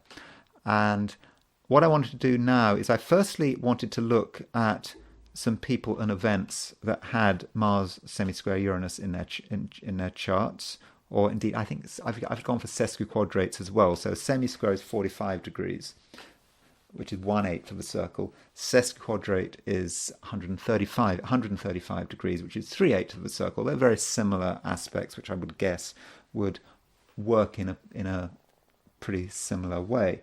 So looking at some people who had Mars semi-square Uranus in their charts. The Unabomber, Ted Kaczynski. So remember, he was really into sort of environmentalism, and he was a sort of he had a PhD in mathematics, and he sent bombs to universities, because people at universities who he thought were responsible for environmental destruction, and people died, and he ended up in prison, and he died in prison. And there's his Mars Uranus semisquare. So Uranus was at the beginning of Gemini, and there he had his Mars semisquare Uranus. So in his case, having Mars semisquare Uranus, it just made him really annoyed. And Mars semisquare Uranus can be associated with bombs. Mars Uranus naturally is associated with bombs. Uranus is the unexpected event. Mars is the violence and the explosion. And so with him, it's absolutely clear why he did what he did. And it's not just Mars. He actually had with Ted Kaczynski, he had a Sun-Uranus conjunction. So that is a very explosive conjunction. And when you put Mars semisquare the Sun-Uranus conjunction, and in fact you can throw Saturn there as well. So Sun on the Saturn-Uranus conjunction, incredibly explosive person. But obviously a bit an introvert. I think he might have been on the spectrum. And so he had, with Mars semisquare Sun, Uranus and Saturn, kind of, you can see why he ended up resorting to such sort of drastic measures. Gunfight on the OK Corral. One of the figures in the gunfight on the OK Corral was Doc Holliday. I don't really know much about it, but there was a gunfight. Was there Wyatt Earp, and they made a film about it. I think they made several films about it. But Doc Holliday. So Doc Holliday, right? He was a dentist, wasn't he? He was a dentist, and he got involved in the gunfight. And Mars is there's his Mars and Uranus. So you can see his Mars was reasonably close to the semisquare. You could say that Mars semisquare Uranus might be the dentist. I mean, Mars is the surgeon. And I suppose Mars semisquare Uranus, you might understand how someone might be attracted to dentistry with Mars semisquare Uranus. You can imagine what kind of dentistry he might practice with Mars semisquare Uranus. It might be a bit drastic. Extractions maybe, I don't know. But yeah, he was attracted to guns and violence, I suppose. And he just felt he got involved with it. And so he got involved with the gunfight at the OK Corral. Now, Mars semisquare Uranus could potentially be quite fortunate in the sense that it's quite energetic and sort of action orientated. And footballer David Beckham has Mars semisquare Uranus. So there's his Uranus Mars sesquiquadrate Uranus. So there's his Mars at 1532 Pisces, sesquiquadrate Uranus. So for a sports person, Mars semisquare Uranus could actually be very useful. Mars is a planet of sport and exercise, and it needs to do something, and it needs to be perhaps needs to be dramatic, but it can put a lot of energy into something, and that may actually, so sport may be a constructive way of using the energy of Mars semisquare Uranus. So perhaps he had all this energy as a child, maybe. Potentially it could be destructive, but it's channeled into football, and so it's channeled very well. And one other person with a Mars-Uranus contact is our favourite, is Meghan. Meghan has her Mars at 1127 Cancer and her Uranus at 2603 Scorpio. So Meghan has Mars sesquiquadrate Uranus. I mean, Meghan does fall out with people, doesn't she? She finds it difficult to maintain relationships, and she is a difficult person. I'll probably get in trouble for saying that. But she is a difficult person, and she does have Mars sesquiquadrate Uranus, and she seems to just create a bad impression, and that may just be her hastiness, because Mars and Uranus can be hasty. They can jump to conclusions. They can act and say things without necessarily always being able to see it through. Though maybe the Mars sesquiquadrate Uranus, she's perhaps projecting it to an extent on Harry. So in a woman's chart, Mars could get projected. I mean, I think that Mars describes Harry very well. An emotional man who has a military connection, Mars, and then Mars sesquiquadrate Uranus. So from her perspective, Harry might seem just increasingly difficult. Mars sesquiquadrate, someone who is moody, someone who has got this, who's got a lot of anger, but he can't really always express his anger, and I think it is a problem. I don't know what the future of Harry's marriage with Meghan is, but I don't think that Mars sesquiquadrate Uranus is particularly helpful. Now, as far as a few events are concerned, things that happened when Mars was making a semisquare or a sesquiquadrate to Uranus. John Lennon was murdered with a Mars semisquare Uranus. It was within 1 degree, so Mars semisquare Uranus. So that represents Mars-Uranus can be affected as an assassination, a murder, and a very high-profile thing. I mean, people die all the time, but we don't necessarily see it written in the stars. What is it? The heavens themselves blaze forth the death of princes. So that would be John Lennon. I don't know. I think it's not quite Kennedy, but I think people at the time, often remember where they were when they heard that General John Lennon had been murdered. I certainly remember where I was and what I was doing when I heard the news, and so it was a big event, and it was marked by the semisquare with Uranus. Another assassination which didn't attract so much attention was the assassination in 1936 of Swiss Nazi Wilhelm Gustloff. So he was a Swiss Nazi, and there was a Jewish student who felt it was he had a responsibility to, what was his name? David Frankfurter, I think his name was. And so there's Mars and there's Uranus. You can see Mars making a fairly close semisquare to Uranus at the time of Wilhelm Gustloff's assassination. I suppose if you've been in Switzerland, it must have been a very big deal, this man being assassinated. And Nazi Germany, they found it really upsetting that they named a whole ship over Wilhelm Gustloff. So maybe in Europe it was a big deal, the assassination of Wilhelm Gustloff, and it was marked by a semisquare between Mars and Uranus. Then there's a question of whether you should get married when Mars is semisquare Uranus. So Louis XVI of France got married when Mars was semisquare Uranus. There's Mars, 45 degrees from Uranus. Is that so good? I mean, that's going to tell you something about how the marriage progressed. What is the destiny of that marriage? In fact, Chiron is tied in there. Mars-Chiron conjunction, semisquare Uranus. Of course, Chiron and Uranus were not known in 1770. This was before both were discovered.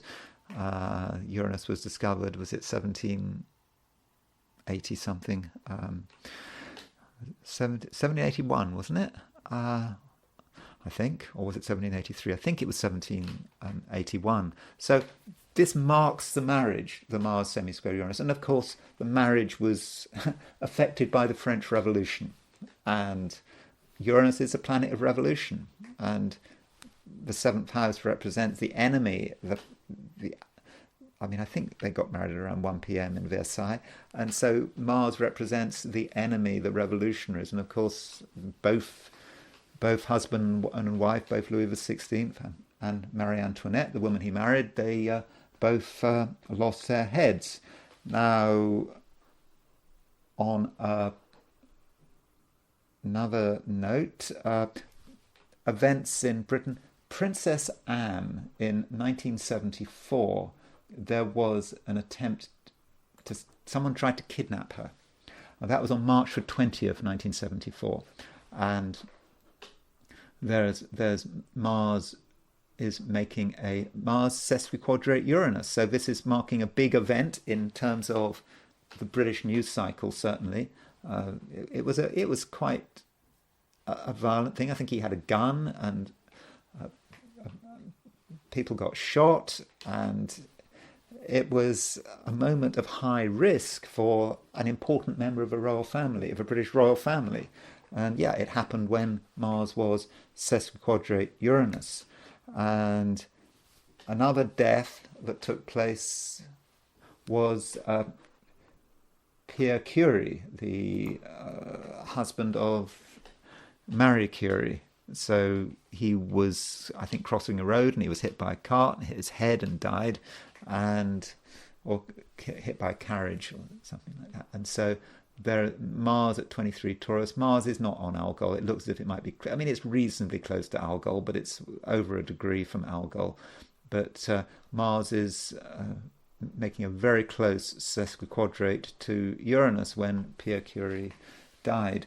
Now, as far as choosing when to do things, clearly it was not good to get for Louis XVI to marry Marie Antoinette when Mars was semisquare Uranus, but it can be successful. And the launch of the iPhone, so the iPhone was launched on June the 29th, 2007.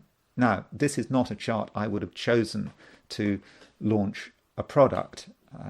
If I'd been asked, I absolutely would not have gone for June 29th, 2007. Of course, as it happened, it was a fantastic success. Mars was making a semisquare to Uranus. In fact, a very close semisquare to Uranus. So it may be what you're trying to do. You could say, well, Mars and Uranus is connected with technology. Uranus is a technology planet.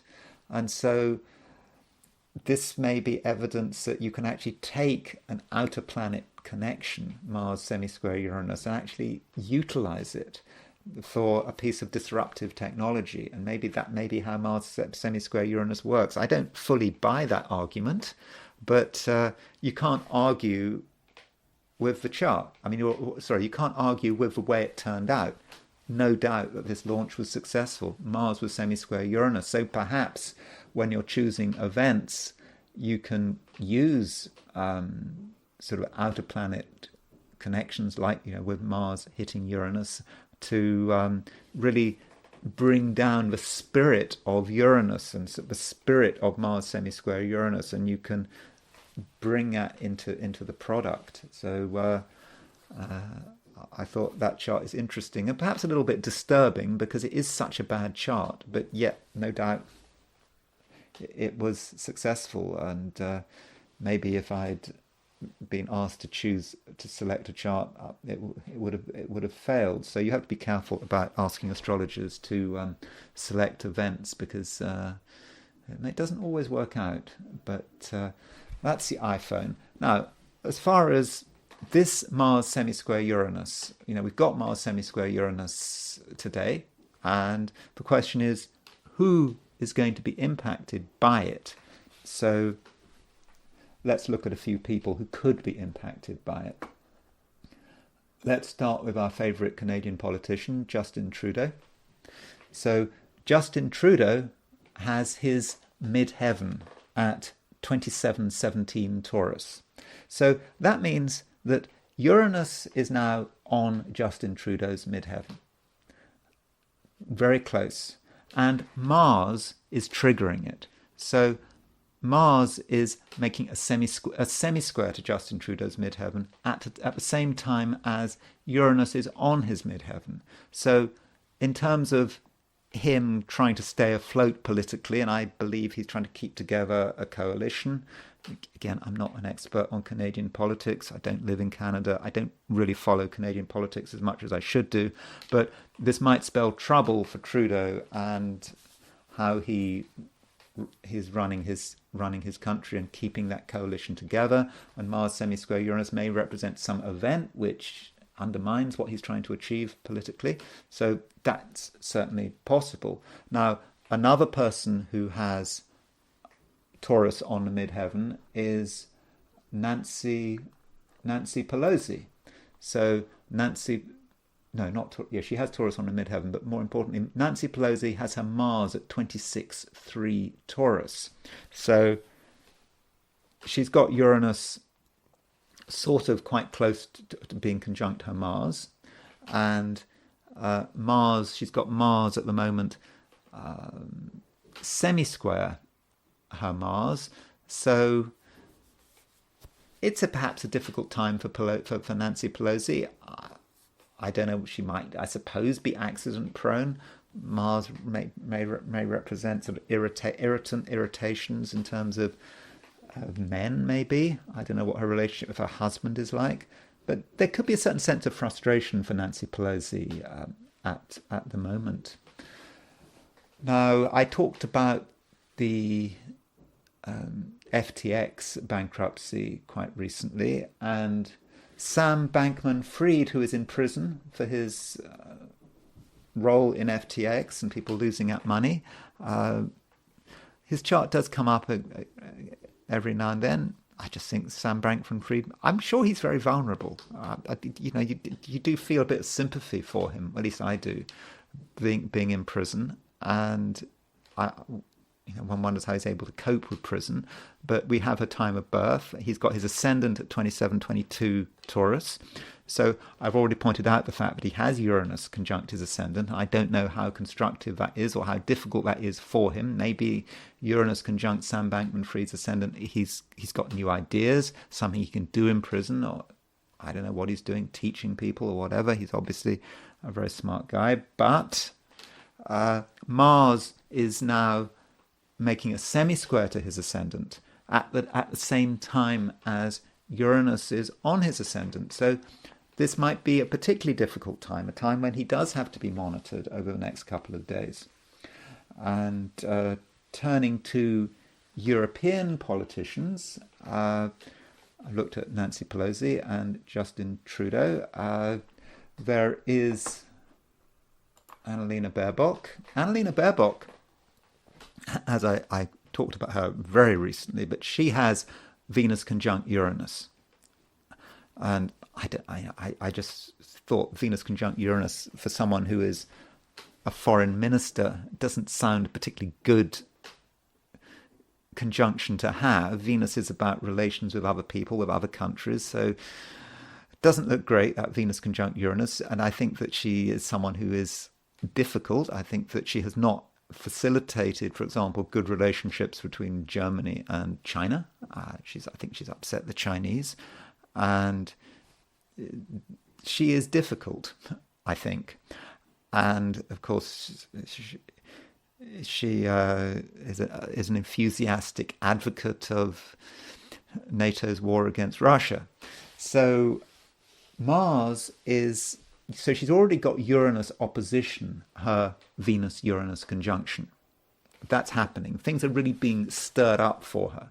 And now Mars is coming along, and Mars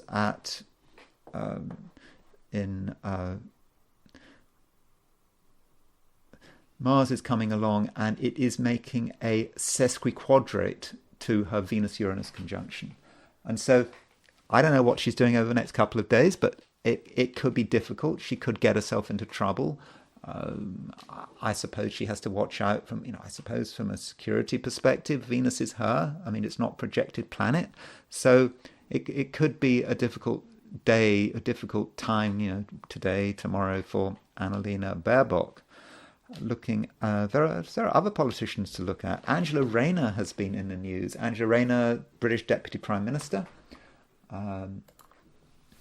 She's been getting in trouble for her clothes allowances, and that she's been taking these freebies from rich donors. And of course, as a Labour politician, she should have, you would have expected her to sort of moved away from all the sleaze, perhaps one associated with the previous government, the Conservative government.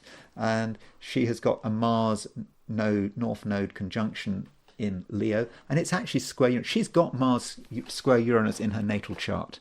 So because Angela Rayner has Mars square Uranus in her natal chart, she's going to be particularly sensitive to Mars SSQ quadrate Uranus. So Uranus is currently square her Mars, and Mars is semisquare her Mars. So that Mars-Uranus square in her chart is really being activated. And maybe she's an Aries. She's known to being quite free with her words. And so she might get annoyed about things. She might fly off the handle. And maybe there could be problems in terms of her political career, or certainly in terms of her image. And the country in the Middle East is Israel and Benjamin Netanyahu again. Benjamin Netanyahu has his Mars at very close to Angela Rayner's Mars. I don't know if they've ever met, but Benjamin Netanyahu's Mars is at 2645 Leo. So basically we've got Uranus. We already know that Uranus is semi-square Mars. We already know that transit Uranus is square Benjamin Netanyahu's Mars. And we've got all sorts of stuff going on in Israel. We've got the pager explosions and these attacks on Hezbollah, and Hezbollah are fighting back. And Benjamin Netanyahu is digging down. He's not going to compromise, and it doesn't look as if there's any real chance of peace in the region. I'm not making any comment pro or against. I'm just for or against Benjamin Netanyahu. I'm just pointing it out. So we already know he's got Uranus square his Mars, but now we have got Mars coming in to pick it all up. So Mars comes in and makes the semi-square to Mars, in other words, having the same aspect that Angela Rayner has. And so we would expect over the next couple of days for there to be more issues in Israel. We're not going to see any signs of a ceasefire or peace or conciliatory language. I don't think we're going to get that, and we should perhaps be looking for more events in Israel. And then there's Donald Trump and J.D. Vance. And J.D. Vance, remember, J.D. Vance has got his ascendant at 27 Leo. So he's got Uranus square his ascendant in general. So he's going to have Mars semi-square his ascendant. So J.D. Vance, look out for him. Is he going to get annoyed? Is he going to show his anger? Again, I suppose it's a highly charged presidential campaign, a time where J.D. Vance needs to look after his security. Any politician with this Mars, if that Mars semi-square Uranus is impacting their chart, do need to watch out for their security, I would have said. But again, I would have thought that they would have sorted it out by now. And then there's the big man himself. There is Donald Trump. So looking at Donald Trump's chart, Donald Trump has his Mars at 2647 Leo. So in other words, he's got his Mars in the same place as Benjamin Netanyahu, the same place as Angela Rayner. And so what that means is that, as we know at the moment, Donald Trump has Uranus square his Mars.